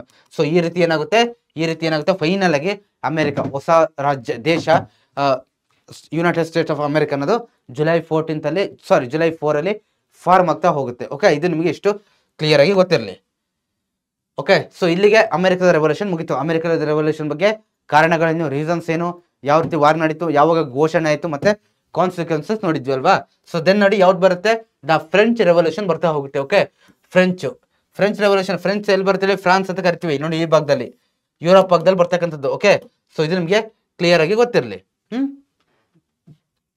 Putting an end to dictatorship rule of their kings and establishing a socio-political system based on the equality and democracy was the main purpose of the French Revolution. Okay, so ನೋಡಿ ಏನ್ ಮಾಡ್ತಾರಪ್ಪ ಅಂತಂದ್ರೆ, so ಇಲ್ಲೂ ಕೂಡ ಏನು ಆ ಒಂದು ಏನು ಡಿಕ್ಟೇಟರ್ಶಿಪ್ ಇತ್ತಲ್ಲ, ಆ ರಾಜರು, ಆ ಬ್ರಿಟಿಷ್ ರಾಜರ ಏನು ಡಿಕ್ಟೇಟರ್ಶಿಪ್ ರೂಲ್ ಇತ್ತು ಫ್ರಾನ್ಸ್ ಅಲ್ಲಿ. ಸೊ ಅದನ್ನ ರಿಮೂವ್ ಮಾಡಿ ಉತ್ತಮವಾಗಿರ್ತಕ್ಕಂಥ ಸೋಶಿಯೋ ಪೊಲಿಟಿಕಲ್ ಸಿಸ್ಟಮ್ ಅನ್ನ ನಾವು ಕ್ರಿಯೇಟ್ ಮಾಡಬೇಕು. ಯಾವುದ್ರ ಆಧಾರದ ಮೇಲೆ, ಈಕ್ವಾಲಿಟಿ ಮತ್ತೆ ಡೆಮೋಕ್ರಸಿನ ಆಧಾರ ಇಟ್ಕೊಂಡು, ಸಮಾನತೆ ಮತ್ತೆ ಪ್ರಜಾಪ್ರಭುತ್ವದ ಆಧಾರದ ಮೇಲೆ ನಾವೇನ್ ಮಾಡಬೇಕು, ನಮ್ಮದಾಗಿರ್ತಕ್ಕಂಥ ಓನ್ ಸರ್ಕಾರವನ್ನ, ದೇಶವನ್ನ ರಚಿಸಬೇಕು ಅನ್ನೋದು ಈ ಒಂದು ಫ್ರೆಂಚ್ ರೆವಲ್ಯೂಷನ್ಗೆ ಏನಾಗಿತ್ತು, ಮೈನ್ ಪರ್ಪಸ್ ಆಗಿತ್ತು ಅನ್ನೋದನ್ನ ಕೂಡ ನಾವಿಲ್ಲಿ ನೋಡ್ತಾ ಹೋಗ್ಬೋದು. ಈ ಒಂದು ಪರ್ಪಸ್ ಇತ್ತಲ್ಲ, ಇದು ಏನಾಗ್ತಾ ಹೋಯ್ತು ಅಂತಂದ್ರೆ, political revolts in various other nations of the world. ಏನಾಯ್ತು, ಈ ಒಂದು ಇಂಟೆನ್ಷನ್, ಈ ಪರ್ಪಸ್ ಏನಾಗ್ತಾ ಹೋಯ್ತಪ್ಪ ಅಂದ್ರೆ, ಟೈಮ್ ಕಳೆದಂಗೆ ಹಲವಾರು ರೀತಿಯಾದಂಥ ಪೊಲಿಟಿಕಲ್ ರಿವಾಲ್ಟ್ಸ್, ರಾಜಕೀಯ ಏನು ಯುದ್ಧಗಳಿಗೆ, ದಂಗೆಗಳಿಗೆ ಕಾರಣ ಆಗ್ತಾ ಹೋಯ್ತು ಫ್ರಾನ್ಸ್ ಅಲ್ಲಿ ಅನ್ನೋದನ್ನ ಕೂಡ ನಾವಿಲ್ಲಿ ನೋಡ್ತಾ ಹೋಗ್ಬೋದು. ದೆನ್ ಇಲ್ಲೂ ಕೂಡ ರೀಸನ್ಸ್ ಬರ್ತಾ ಹೋಗುತ್ತೆ. ರೀಸನ್ಸ್ ಏನೇನು ರೀಸನ್ ಬರುತ್ತಪ್ಪ ಅಂತಂದ್ರೆ, ಇಲ್ಲಿ ಸೋಷಿಯಲ್ ಎಕನಾಮಿಕಲ್ ಅಂತ ರೀಸನ್ಸ್ ಬರ್ತಾ ಹೋಗುತ್ತೆ. ಫಸ್ಟ್ ಒನ್ ನಾವು ಸೋಷಿಯಲ್ ರೀಸನ್ಸ್ ಬಗ್ಗೆ ಫಸ್ಟ್ ತಿಳ್ಕೊಳ್ಳೋಣ. ಓಕೆ, ಫಸ್ಟ್ ನೋಡಿ, in the French society inequality prevailed in all spheres. Inequality ಅಂತಂದ್ರೆ ಏನು ಹೇಳಿ, ಅಸಮಾನತೆ. ಆ ಒಂದು ಎಲ್ಲಾ ವರ್ಗದ ಜನರ ನಡುವೆ ಕೂಡ ಏನಾಯ್ತು, ಅಸಮಾನತೆ ಅನ್ನೋದು ತುಂಬಾ ಜಾಸ್ತಿ ಇತ್ತು. ಒಬ್ಬರಿಗೆ ಒಂಥರ, ಇನ್ನೊಬ್ಬರಿಗೆ ಇನ್ನೊಂದು ರೀತಿ ಡಿಸ್ಕ್ರಿಮಿನೇಷನ್ ಮಾಡ್ತಕ್ಕಂಥದ್ದು. ಸೊ ಯಾವುದ್ರ ಆಧಾರದ ಮೇಲೆ ಆಗಿರ್ಬೋದು. ಓಕೆ, ಸೊ ಬಹಳ ದೊಡ್ಡ ಮಟ್ಟದಲ್ಲಿ ಏನಿತ್ತು, ಅಸಮಾನತೆ, ಇನ್ಇಕ್ವಾಲಿಟಿ ಇತ್ತು ಅನ್ನೋದು ನಾವಿಲ್ಲಿ ನೋಡ್ತಾ ಹೋಗ್ಬೋದು. It was unbearable and inhuman. ಇದೇನಾಗಿತ್ತು, ಭಾರಿ ಅಮಾನವೀಯವಾಗಿ ಇತ್ತು ಅನ್ನೋದನ್ನ ಕೂಡ ನಾವಿಲ್ಲಿ ನೋಡ್ತಾ ಹೋಗ್ಬೋದು. ಓಕೆ, ಸೊ ಇದು ಏನು ಭಾರಿ, ಸೊ ನಮ್ಮ ದೇಶದಲ್ಲಿ ಏನು ಇದನ್ನ ನಾವು ನೋಡ್ತಾ ಹೋಗ್ಬೋದು. ಓಕೆ, ಸೊ ಇವನ್ ನೀವು ನೋಡ್ತಾ ಹೋಗ್ತೀರಾ ಹಲವಾರು ವಿಚಾರಗಳಲ್ಲಿ, ಸೋಷಿಯಲ್ ಅಲ್ಲಿ ಹಲವಾರು ಕಡೆ ಬರ್ತಾ ಹೋಗುತ್ತೆ ಇನ್ಇಕ್ವಾಲಿಟಿ ಅನ್ನೋ ಪದ. ಅದು ಯಾವ ರೀತಿಯಲ್ಲಿ ಆಗಾದ್ರೂ ಇರ್ಬೋದು. ಓಕೆ, ಏನು ಸೋಷಿಯಲ್ ಆಗಿರಲಿ, ಎಕನಾಮಿಕಲ್ ಆಗಿರಲಿ, ಹಣಕಾಸಿನ ವಿಚಾರದಲ್ಲಿ ಎಲ್ಲ ರೀತಿಯಲ್ಲೂ ಇನ್ಇಕ್ವಾಲಿಟಿ ಇತ್ತು ಅನ್ನೋದನ್ನ ನಾವಿಲ್ಲಿ ನೋಡ್ತಾ ಹೋಗ್ಬೋದು. The pain of this inequality turn in to a burning rage in the hearts of the citizens and let to the French revolution. ಈ ಅಸಮಾನತೆ ಏನಿತ್ತಲ್ವಾ, ಎಷ್ಟು ದಿನ ಸಹಿಸ್ಕೊಡ್ತಾರೆ? ಸಪೋಸ್ ಈಗ ನೀವೇ ಹೇಳಿ, ನಿಮಗೆ ಯಾರಾದ್ರೂ ಒಬ್ರು ಏನಾದ್ರು ಒಂದು ಪ್ರಾಬ್ಲಮ್ ಕೊಟ್ರೆ ನೀವು ಸ್ಟಾರ್ಟಿಂಗ್ ಸಹಿಸ್ಕೊಡ್ತೀರಾ ಅಲ್ವಾ?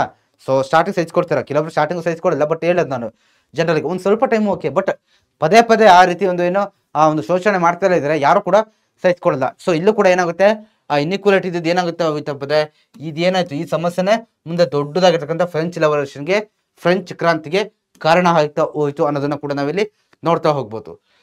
Before the revolution there were 3 classes in the French society.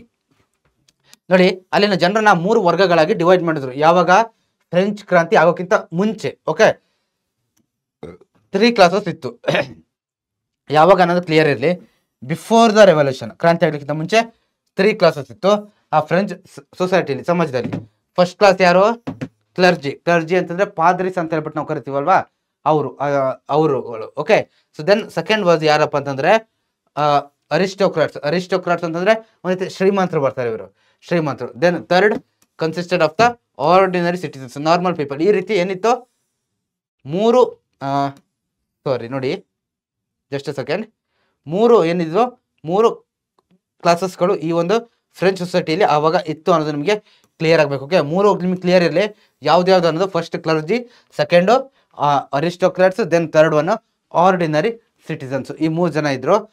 So ಈ 3 ಜನದಲ್ಲಿ ಏನಾಯ್ತಪ್ಪ ಅಂತಂದ್ರೆ, ದ ಫಸ್ಟ್ 2 ಕ್ಲಾಸಸ್ ಇದ್ದಲ್ವಾ ಹೇಳಿ, ಕ್ಲರ್ಜಿಸ್ ಮತ್ತೆ ಅರಿಸ್ಟೋಕ್ರಾಟ್ಸ್, ಅವ್ರು ಏನಾಯ್ತಪ್ಪ ಅಂತಂದ್ರೆ all the facilities were in few number. Okay, enjoyed all the facilities and were in few number. Okay, ಅವರು ಕಡಿಮೆ ನಂಬರ್ ಅಲ್ಲಿ ಇದ್ರು ಕೂಡ ಅವ್ರಿಗೆ ಏನಾಗ್ತಿತ್ತು ನೋಡಿ, ಆಲ್ ದ ಫೆಸಿಲಿಟಿ, ಆ ಫಸ್ಟ್ 2 ಕ್ಲಾಸಸ್ಗಳಿಗೆ ಒಳ್ಳೆ ಎಲ್ಲಾ ರೀತಿಯಂತ ಫೆಸಿಲಿಟಿಗಳನ್ನು ಕೊಡ್ತಾ ಇದ್ರು. ಬಟ್ ಈ ಲಾಸ್ಟ್ ಒನ್ ಇತ್ತು ಅಲ್ವಾ, ಸೊ ಲಾಸ್ಟ್ ಒನ್ ಅವರು ಬಾರಿ ಏನು ಸಮಸ್ಯೆ ಇದ್ರು ಅನ್ನೋದು ನಾವಿಲ್ಲಿ ನೋಡ್ತಾ ಹೋಗ್ಬೋದು. ಫಸ್ಟ್ 2 ಕ್ಲಾಸಸ್ಗೆ ಎಲ್ಲ ಫೆಸಿಲಿಟಿ ಇತ್ತು. Exemption from paying any tax, they lead A luxurious life. ನೋಡಿ ಏನೇನು ಫೆಸಿಲಿಟಿ ಅನ್ನೋದು ಇಲ್ಲ ಇದೆ ಕೆಳಗಡೆ. ಎಕ್ಸಾಮ್ಟೆಡ್ ಫ್ರಮ್ ಪೇಯಿಂಗ್ ಟ್ಯಾಕ್ಸಸ್, ಅವರು ಟ್ಯಾಕ್ಸ್ ಅನ್ನ ಪೇ ಮಾಡಂಗಿಲ್ಲ. ಟ್ಯಾಕ್ಸ್ ಅಂದ್ರೆ ಏನ್ ಹೇಳಿ, ಸರ್ಕಾರಕ್ಕೆ ಹಣ ಕೊಡ್ತಾರಲ್ವಾ, ಇಷ್ಟಿಷ್ಟು ಅಂತ ಮಂತ್ಲಿ ಕೊಡ್ತಾರಲ್ವಾ, ಸೊ ಅದನ್ನ ಅವರು ಕೊಡೋಂಗಿರ್ಲಿಲ್ಲ. ಯಾರು, ಆ ಫಸ್ಟ್ 2 ಕ್ಲಾಸಸ್ ಅವರು. ಮತ್ತೆ ಯಾವಾಗ ಟ್ಯಾಕ್ಸ್ ಕೊಡ್ತಾ ಇರಲ್ವಾ ಅವಾಗ ಆಲ್ಮೋಸ್ಟ್ ಅವ್ರ ಹತ್ರ ಏನಾಗೋದು, ತುಂಬಾ ದುಡ್ಡು ಉಳಿಯೋದು. ಆ ದುಡ್ಡಿಂದ ಏನ್ ಮಾಡೋರು, ಲಕ್ಸುರಿ ಲೈಫ್ನ, ಶ್ರೀಮಂತಿಕೆ ಜೀವನವನ್ನು ಅವರು ನಡೆಸ್ತಾ ಹೋಗ್ತಾ ಇದ್ರು ಅನ್ನೋದನ್ನು ಕೂಡ ನಾವಿಲ್ಲಿ ನೋಡ್ತಾ ಹೋಗ್ಬೋದು. The third class was deprived of all facilities. Intellectuals, agriculturist, labourers and professionals were the there in this class. ನೋಡಿ ಈ ಥರ್ಡ್ ಕ್ಲಾಸ್ ಬರುತ್ತಲ್ವಾ, ಥರ್ಡ್ ಕ್ಲಾಸ್ ಅಂತಂದ್ರೆ ಅವನು ಯಾರು, ಮೂರನೇ ಏನು ಕಾಮನ್ ಸಿಟಿಸನ್ಸ್, ಆರ್ಡಿನರಿ ಸಿಟಿಸನ್ಸ್ ಅಂತ ನಾವು ನೋಡಿದ್ವಲ್ವಾ. ಸೊ ಅವ್ರಿಗೆ ಏನಾಯ್ತಪ್ಪ ಅಂದ್ರೆ, ಅವ್ರಿಗೆ ಯಾವುದೇ ರೀತಿಯಂತ ಡಿಪ್ರೈವ್ಡ್ ಅಂತಂದ್ರೆ ಎಲ್ಲಾ ಕೊರತೆ ಏನು ಫೆಸಿಲಿಟಿಗಳಿಂದ ಡಿಪ್ರೈವ್ಡ್ ಆಗಿದ್ರು. ಡಿಪ್ರೈವ್ಡ್ ಮೀನ್ಸ್ ವಂಚನೆಗೆ ಒಳಪಟ್ಟಿದ್ರು. ಓಕೆ, ಯಾವ ಫೆಸಿಲಿಟಿ ಅವ್ರಿಗೆ ಸಿಗ್ತಾ ಇರಲಿಲ್ಲ. ಯಾರ್ಯಾರು ಬರೋರಪ್ಪ ಆ ಥರ್ಡ್ ಕ್ಲಾಸ್ ಅಲ್ಲಿ, ಆ ಥರ್ಡ್ ಕ್ಲಾಸ್ ಆಫ್ ಏನ ಅಂತಂದ್ರೆ ಇಂಟೆಲೆಕ್ಚುಯಲ್ಸ್ ಅಂದ್ರೆ ಬುದ್ಧಿಜೀವಿಗಳು, ಅಗ್ರಿಕಲ್ಚರ್ ಯಾರ್ಯಾರು ಕೃಷಿ ಮಾಡ್ತಿದ್ರಲ್ವಾ ಅವರು, ನಂತರ ಲೇಬರ್ಸ್ ಕಾರ್ಮಿಕರು, ಕೆಲಸ ಮಾಡ್ತಕ್ಕಂಥವ್ರು, ಮತ್ತೆ ಬೇರೆ ಬೇರೆ ಪ್ರೊಫೆಷನ್ಗಳನ್ನ ಫಾಲೋ ಮಾಡ್ತಕ್ಕಂಥವ್ರೆಲ್ಲರೂ ಕೂಡ ಇಲ್ಲಿ ಈ ಒಂದು ಆ ಮೂರನೇ ವರ್ಗದಲ್ಲಿ ಬರ್ತಾ ಇದ್ರು ಅನ್ನೋದನ್ನ ನಾವಿಲ್ಲಿ ನೋಡ್ತಾ ಹೋಗ್ಬೋದು. Okay, so then their income was less and taxes were more. ನೋಡಿ ಇವರಿಗೆ ಯಾರ್ದು, ಈ ಮೂರನೇ ವರ್ಗ ಥರ್ಡ್ ಕ್ಲಾಸ್ ಅಲ್ಲಿ ಬರ್ತಕ್ಕಂಥ ಜನಗಳಿದ್ರು ಅಲ್ವಾ, ಯಾರಲ್ಲಿ, ಇವ್ರುಗಳು ಇಂಟೆಲೆಕ್ಚುಯಲ್ಸ್, ಅಗ್ರಿಕಲ್ಚರ್, ಲೇಬರರ್ಸ್, ಇವ್ರುಗಳ ಇನ್ಕಮ್ ಏನಿತ್ತು, ಆದಾಯ ತುಂಬಾ ಕಮ್ಮಿ ಇತ್ತು. ಅವ್ರಿಗೆ ಬರ್ತಾ ಇದ್ದೆ ಸ್ವಲ್ಪ ಆದಾಯ, ಬಟ್ ಟ್ಯಾಕ್ಸ್ ಅವ್ರು ಎಷ್ಟು ಕೊಡ್ಬೇಕಿತ್ತು, ತುಂಬಾ ಜಾಸ್ತಿ ದೊಡ್ಡ ಮಟ್ಟದಲ್ಲಿ ಅವರು ಟ್ಯಾಕ್ಸ್ ಅನ್ನ ಕೊಡಬೇಕಿತ್ತು ಅನ್ನೋದನ್ನ ನಾವಿಲ್ಲಿ ನೋಡ್ತಾ ಹೋಗ್ಬೋದು. Their life was in a bad state. These people did not command respect in society. ನೋಡಿ ಅವರ ಜೀವನ ಅನ್ನೋದು ಬಹಳ ಕೆಟ್ಟ ಸ್ಥಿತಿಯಲ್ಲಿ ಇತ್ತು. ಮತ್ತೆ these people did not command respect in society. So ಇವ್ರಿಗೆ ಏನಾಯ್ತಪ್ಪ ಅಂತಂದ್ರೆ ರೆಸ್ಪೆಕ್ಟ್, ಗೌರವ ಅನ್ನೋದು ಸಮಾಜದಲ್ಲಿ ಸಿಗ್ತಾ ಇರಲಿಲ್ಲ. ಬಹಳ ಒಂದು ಕಷ್ಟಕರ ಜೀವನವನ್ನು ಅವರು ನಡೆಸ್ತಾ ಇದ್ರು ಅನ್ನೋದು ಇಲ್ಲಿ ನಿಮಗೆ ಕ್ಲಿಯರ್ ಆಗಿ ಗೊತ್ತಿರಬೇಕು. They had no political rights and had to tolerate insult. ನೋಡಿ ಓಕೆ, ನೋಡಿ ಅವ್ರಿಗೆ ಯಾವುದೇ ರಾಜಕೀಯವಾಗಿ ಕೂಡ ಏನಿರಲಿಲ್ಲ. ಯಾರ ಬಗ್ಗೆ ಇಲ್ಲಿ ಮಾತಾಡ್ತಾ ಇರೋದು ಹೇಳಿ, ಯಾರ ಬಗ್ಗೆ ಮಾತಾಡ್ತಾ ಇರೋದು, ದೇ ಅಂತಂದ್ರೆ ಇವ್ರ ಬಗ್ಗೆನೆ, ಏನು ಆ ಮೂರನೇ ವರ್ಗದಲ್ಲಿ ಬರ್ತಕ್ಕಂಥ ಜನಗಳಿದೆಲ್ಲ ಅವ್ರ ಬಗ್ಗೆ. ಅವರಿಗೆ ಯಾವುದೇ ರೀತಿ ಪೊಲಿಟಿಕಲ್ ರೈಟ್ಸ್ ಇರಲಿಲ್ಲ. ಮತ್ತೆ okay, they did not have either religious or political rights or freedom. ಅವ್ರಿಗೆ ಯಾವುದೂ ಇರಲಿಲ್ಲ, ಏನು ರಾಜಕೀಯವಾಗಿ ಏನೊಂದು ಶಕ್ತಿ ಅನ್ನೋದು ರೈಟ್ಸ್ ಅನ್ನೋದು ಇರಲಿಲ್ಲ. ಅವ್ರಿಗೆ ಏನೇ ಬೇಕಂದ್ರೆ ಒಂದು ಸಂಘ ಸಂಸ್ಥೆಗಳನ್ನ ನಿರ್ಮಾಣ ಮಾಡ್ಕೋಬೇಕಂತ ಯಾವ ರೈಟ್ಸ್ ಇರಲಿಲ್ಲ. ಓಕೆ, ರಿಲಿಜಿಯಸ್ ಆಗಿ ಏನು ಕೂಡ ಅವರಿಗೆ ರೈಟ್ಸ್ ಇರಲಿಲ್ಲ. ತಮ್ಗೆ ಇಷ್ಟ ಬಂದ ದೇವರನ್ನ ನಂಬೋದು, ಆಚಾರ ವಿಚಾರಗಳನ್ನ ಫಾಲೋ ಮಾಡೋದು ಅದು ಇರಲಿಲ್ಲ ಇವರಿಗೆ. ಸೊ ನಂತರ ಇನ್ನು ಸ್ವಾತಂತ್ರ್ಯ ಅಂತೂ ಇರಲೇ ಇಲ್ಲ. ಓಕೆ, ಸೊ ಇಷ್ಟೆಲ್ಲ ಏನು ಪ್ರಾಬ್ಲಮ್ಸ್ ಆ ಮೂರನೇ ವರ್ಗದಲ್ಲಿ ಬರ್ತಕ್ಕಂಥ ಜನರು ಫೇಸ್ ಮಾಡಿದ್ರು. These are the people who are the unhappiest of all in France. They were waiting for an opportunity through the old system. Okay, so ನೋಡಿ, ಸೊ ಇವರೆಲ್ಲ ಏನಾದ್ರು ಇಡೀ ಫ್ರಾನ್ಸ್ ಜನಸಂಖ್ಯೆಯಲ್ಲಿ ಈ ಮೂರನೇ ವರ್ಗದಲ್ಲಿ ಬರ್ತಾ ಇದ್ರಲ್ವಾ, ಇವರೇನು ವೆರಿ ಅನ್ಹ್ಯಾಪಿಯೆಸ್ಟ್ ಅಂತಂದ್ರೆ ಬಹಳ ಏನೋ ಅಸಂತೋಷವಾಗಿ, ಬಹಳ ದುಃಖಕರವಾಗಿ ಲೈಫ್ ಲೀಡ್ ಮಾಡ್ತಿದ್ದಂಥವ್ರು ಯಾರು, ಈ ಒಂದು ಮೂರನೇ ವರ್ಗದವರು. ಸೊ ಇವರು ಕೂಡ ಏನ್ ಮಾಡ್ತಿದ್ರಪ್ಪ ಅಂತಂದ್ರೆ ಆ ಟೈಮ್ಗೋಸ್ಕರ ಕಾಯ್ತಾ ಇದ್ರು. ಏನ್ ಹೇಳಿ, ಟೈಮ್ಗೋಸ್ಕರ ಕಾಯ್ತಾ ಇದ್ರು. ಓಕೆ, ಎಲ್ಲದಕ್ಕೂ ಟೈಮ್ ಉತ್ತರ ಕೊಡುತ್ತೆ ಅಂತಾರಲ್ವಾ, ಆ ರೀತಿ ಸಮಯಕ್ಕೋಸ್ಕರ ಕಾಯ್ತಾ ಇದ್ರು. ಒಂದು ಆಪರ್ಚುನಿಟಿ ಬೇಕಿತ್ತು ಅವರಿಗೆ, ಏನೋ ಇವ್ರನ್ನ ಒದ್ದು ಆಚೆ ಓಡಿಸಿ ಆ ಒಂದು ಓಲ್ಡ್ ಸಿಸ್ಟಮ್ನ ಕಿತ್ತಾಕ್ಲಿಕ್ಕೆ. ಸೊ ಅದು ಇಷ್ಟು ಏನಾಗುತ್ತೆ, ಆ ಸೋಷಿಯಲ್ ರೀಸನ್ ಅಲ್ಲಿ ಬರ್ತಾ ಹೋಗುತ್ತೆ. ಓಕೆ, ಸೊ ನಂತರ ಎಕನಾಮಿಕ್ ರೀಸನ್, ಸೋಷಿಯಲ್ ರೀಸನ್ ನಾವು ನೋಡಿದ್ವಿ. ಎಕನಾಮಿಕ್ ರೀಸನ್ ಏನ್ ಬರುತ್ತಪ್ಪ ಅಂತ ಅಂದ್ರೆ ಎಕನಾಮಿಕ್ ಮೀನ್ಸ್ ಆರ್ಥಿಕವಾಗಿ, ಆರ್ಥಿಕ ಕಾರಣಗಳು ಏನೇನಂತಪ್ಪ ಅಂದ್ರೆ France was an agriculture dominated nation. ನೋಡಿ ಫ್ರಾನ್ಸ್ ಏನಾಗಿತ್ತು, ಅಗ್ರಿಕಲ್ಚರ್ ಡಾಮಿನೇಟೆಡ್ ನೇಷನ್ ಆಗಿತ್ತು. ಅಂದ್ರೆ ಅಗ್ರಿಕಲ್ಚರ್ ಕೃಷಿ ವ್ಯವಸಾಯವನ್ನ ಅಲ್ಲಿ ಹೆಚ್ಚಿನದಾಗಿ ಮಾಡ್ತಾ ಇದ್ರು ಅಲ್ಲಿನ ಜನಗಳು ಅನ್ನೋದನ್ನ ನಾವಿಲ್ಲಿ ನೋಡ್ಕೊಂಡು ಹೋಗ್ಬೋದು. In spite of advances in agriculture practices the yield from land was very low. ನೋಡಿ, ಸೊ ಇದಿಷ್ಟೆಲ್ಲ ಇದ್ರೂ ಕೂಡ ನೋಡಿ, ಅಗ್ರಿಕಲ್ಚರ್ ಡಾಮಿನೇಟೆಡ್ ಸ್ಟೇಟ್ ಆಗಿದ್ರು ಕೂಡ ಅವರ ಪರಿಸ್ಥಿತಿ ಏನಾಗಿತ್ತು, ಈಲ್ಡ್ ಅಂತಂದ್ರೆ ಆ ಒಂದು ಉತ್ಪಾದನೆ ಬರುತ್ತಲ್ವಾ ಪ್ರಾಡಕ್ಟ್ ಫೈನಲ್ ಆಗಿ, ಅದೇನಾಗಿತ್ತು ತುಂಬಾ ಕಮ್ಮಿ ಇತ್ತು. ಯಾಕಂದ್ರೆ ಸರಿಯಾದ ಫೆಸಿಲಿಟಿ ಇರಲಿಲ್ಲ. ಓಕೆ, ಆಮೇಲೆ ಏನಿರಲಿಲ್ಲ, ಬೇರೆ ಯಾವುದೇ ರೀತಿಯಂತ ಒಂದು ಆ ಕೃಷಿ ಉತ್ಪನ್ನ ಚೆನ್ನಾಗಿ ಬೆಳೀಲಿಕ್ಕೆ ಬೇಕಾದಂತ ಯಾವುದೇ ವ್ಯವಸ್ಥೆಯನ್ನು ಕೂಡ ಅಲ್ಲಿ ಇರಲಿಲ್ಲ ಅನ್ನೋದನ್ನ ನಾವಿಲ್ಲಿ ನೋಡ್ತಾ ಹೋಗ್ಬೋದು. The farmers the most affected famines frequent ಫಾರ್ಮರ್ಸ್ಗಳು, ಅಲ್ಲಿನ ರೈತರು ತುಂಬಾ ಅಫೆಕ್ಟ್ ಆಗಿದ್ರು, ತುಂಬಾ ಏನಾಗಿದ್ರು ಪ್ರಾಬ್ಲಮ್ಗೆ ಒಳಗಾಗಿದ್ರು ಅನ್ನೋದನ್ನ ನಾವಿಲ್ಲಿ ನೋಡ್ತಾ ಹೋಗ್ಬೋದು. ಫೆಮೈನ್ಸ್ ವರ್ ಫ್ರೀಕ್ವೆಂಟ್. ಫೆಮೈನ್ಸ್ ಅಂತಂದ್ರೆ ಬರಗಾಲ ಅಂತೂ ಅವಾಗವಾಗ ಬರ್ತಾನೆ ಇತ್ತು. ಬರಗಾಲ ಅಂದ್ರೆ ಏನ್ ಹೇಳಿ, ಮಳೆ ಬರದೇ ಇರ್ತಕ್ಕಂಥದ್ದು ಸರಿಯಾದ ಸಮಯಕ್ಕೆ, ಅದಂತೂ ತುಂಬಾ ಜಾಸ್ತಿ ಇತ್ತು. As the result there used to be revolts and riots for food. So ಈ ಎಲ್ಲಾ ಕಾರಣಗಳಿಂದ ಯಾವಾಗ ಅಗ್ರಿಕಲ್ಚರ್ ಸರಿ ಬರ್ಲಿಲ್ವೋ ಅವರು ತುಂಬಾ ಲಾಸ್ ಅಲ್ಲಾದ್ರು, ಪ್ರಾಬ್ಲಮ್ ಉಂಟಾಯ್ತು, ಬರಗಾಲ ಬಂತು, ಅವಾಗ ಅವ್ರು ಏನಾದ್ರು ಫುಡ್ಗೋಸ್ಕರ ಏನ್ ಮಾಡ್ತಾ ಹೋದ್ರಪ್ಪ ಅಂತಂದ್ರೆ ದಂಗೆಗಳನ್ನ ಮಾಡ್ತಾ ಹೋದ್ರು. ರಿವೋಲ್ಟ್ಸ್ ಅಂಡ್ ರಿಯರ್ಸ್ ಅಂತಂದ್ರೆ ದಂಗೆ ಹೋರಾಟಗಳನ್ನ ಫುಡ್ಗೋಸ್ಕರ ಮಾಡ್ತಾ ಹೋದ್ರು ಅನ್ನೋದು ನಮ್ಗೆ ಇಲ್ಲಿ ಕ್ಲಿಯರ್ ಆಗಿ ಗೊತ್ತಿರಬೇಕು. Industries var under the control of the trade unions. ನೋಡಿ, ಹಲವು ಕೆಲವೊಂದು ಇಂಡಸ್ಟ್ರೀಸ್ಗಳಿತ್ತು.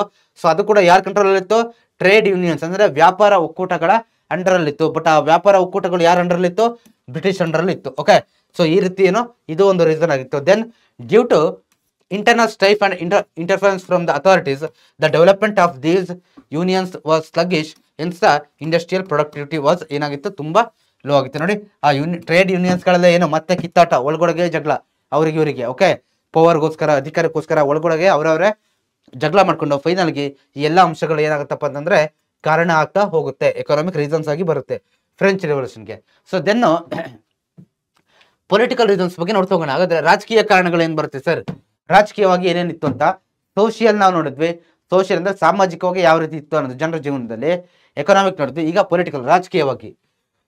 France was ruled by the Bourbon dynasty. Okay, sorry, Bourbon dynasty. So ಈ ಡೈನಾಸ್ಟಿ, ಈ ಸಾಮ್ರಾಜ್ಯದಲ್ಲಿ ಏನ್ ಮಾಡ್ತಾ ಇದ್ರು, ಫ್ರಾನ್ಸ್ ನ ಆಡ್ತಾ ಇದ್ರು. Louis become the king and he was an inexperienced king. He lived in the grand place at Versailles with the members of royal family and countries. ನೋಡಿ, ಆ ಲೂಯಿಸ್ ಅವನು ಇದಾನಲ್ವಾ, ಅವನು ಏನ್ ಮಾಡ್ತಿದ್ದ, ಅವನು ಕಿಂಗ್ ಆಗಿದ್ದ. ಅವ್ನು ಕಿಂಗ್ ಆಗಿ ಏನ್ ಮಾಡ್ತಿದ್ದ, ಈ ವಾಸ್ ಇನ್ಎಕ್ಸ್ಪೀರಿಯನ್ಸ್, ಅವನಿಗೆ ಎಕ್ಸ್ಪೀರಿಯನ್ಸ್ ಅನ್ನೋದೇ ಇರಲಿಲ್ಲ. ರಾಜನಾಗಿ ಯಾವ ರೀತಿ ಆಳ್ವಿಕೆ ಮಾಡ್ಬೇಕನ್ನೋದು ಎಕ್ಸ್ಪೀರಿಯನ್ಸ್ ಅವನಿಗೆ ಇರಲಿಲ್ಲ. ಆ ಎಕ್ಸ್ಪೀರಿಯನ್ಸ್ ಇಲ್ದಿರೋ ಪರಿಣಾಮವಾಗಿ ಏನಾಯ್ತಪ್ಪ ಅಂದ್ರೆ ಸರ್ ನೋಡಿ, ಅದು ಕೆಲವೊಂದು ಏನೋ ಪ್ರಾಬ್ಲಮ್ಗಳಿಗೆ ಕಾರಣ ಆಗುತ್ತಾ ಹೋಗ್ತದೆ.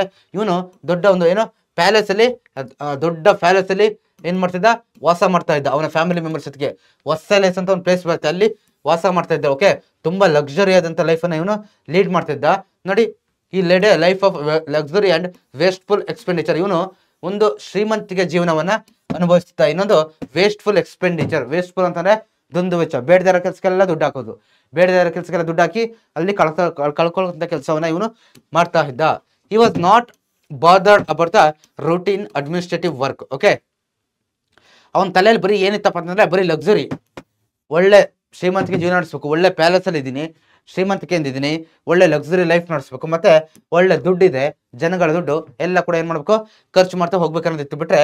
So he was not bothered about routine administrative work. ನೋಡಿ, ಅವನಿಗೆ ಏನಿತ್ತಪ್ಪ ಅಂದ್ರೆ ಅವನ ತಲೆಯಲ್ಲಿ ಅಡ್ಮಿನಿಸ್ಟ್ರೇಟಿವ್ ವರ್ಕ್ ಇತ್ತಲ್ಲ, ಜನರ ಜೀವನ ನಡೆಸಲಿಕ್ಕೆ, ಒಂದು ಆಡಳಿತ ನಡೆಸಬೇಕು, ಜನಗಳಿಗೆ ಬೇಕಾದಂತ ಕೆಲವೊಂದು ಫೆಸಿಲಿಟಿ ಕೊಡಬೇಕು, ಅಡ್ಮಿನಿಸ್ಟ್ರೇಷನ್ ನಡೆಸಬೇಕು ಅನ್ನೋದು ಅದ್ಯಾವುದೋ ಅವನ ತಲೆಯಲ್ಲಿ ಇರಲೇ ಇಲ್ಲ.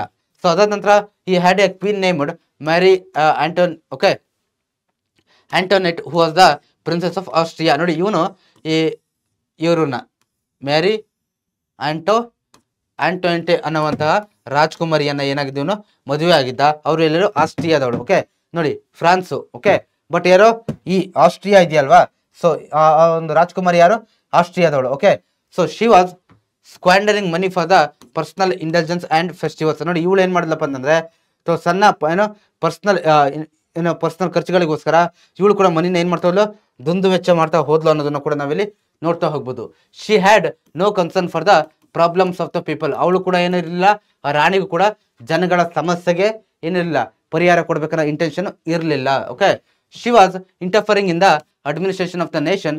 People hated her since she was the foreigner and no love for the French. ನೋಡಿ, she was interfering in the administration of the nation. Okay, people hated her since she was a foreigner. Okay, so ಇವಳಿಗೂ ಕೂಡ ಆ ರಾಜ್ಕುಮಾರ್ ಏನು ಸರಿಯಾಗಿ ಒಂದು ಆಡಳಿತವನ್ನು ನಡೆಸ್ತಾ ಇರಲಿಲ್ಲ.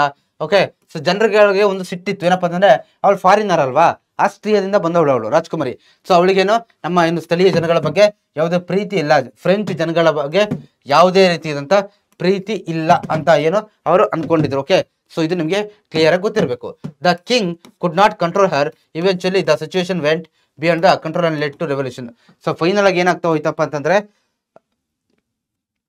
ಫೈನಲ್ ಆಗಿ ಏನಾಗ್ತಾ ಹೋಯ್ತು, ಇದು ಕೂಡ ಒಂದು ಇವೆಲ್ಲ ಕೂಡ ಏನಾಗುತ್ತೆ ಒಂದು ಕಾರಣ ಆಗಿ ಏನಾಗುತ್ತೆ ಫ್ರೆಂಚ್ ರೆವಲ್ಯೂಷನ್ಗೆ ಕಾರಣಗಳಾಗಿ ಬರ್ತವೆ. ಓಕೆ, ಸೊ ಇಷ್ಟು ಕೂಡ. ಸೊ ಇಲ್ಲಿ ಯಾರ ಆಳ್ವಿಕೆ ಇತ್ತು ಫ್ರೆಂಚ್ ರೆವಲ್ಯೂಷನ್ ಅಲ್ಲಿ, ಆ ರಾಜ. ಓಕೆ, ಆ ರಾಜನ ಹೆಸರೇನೇನೋ ಅವನ ಆಳ್ವಿಕೆ ಇತ್ತು.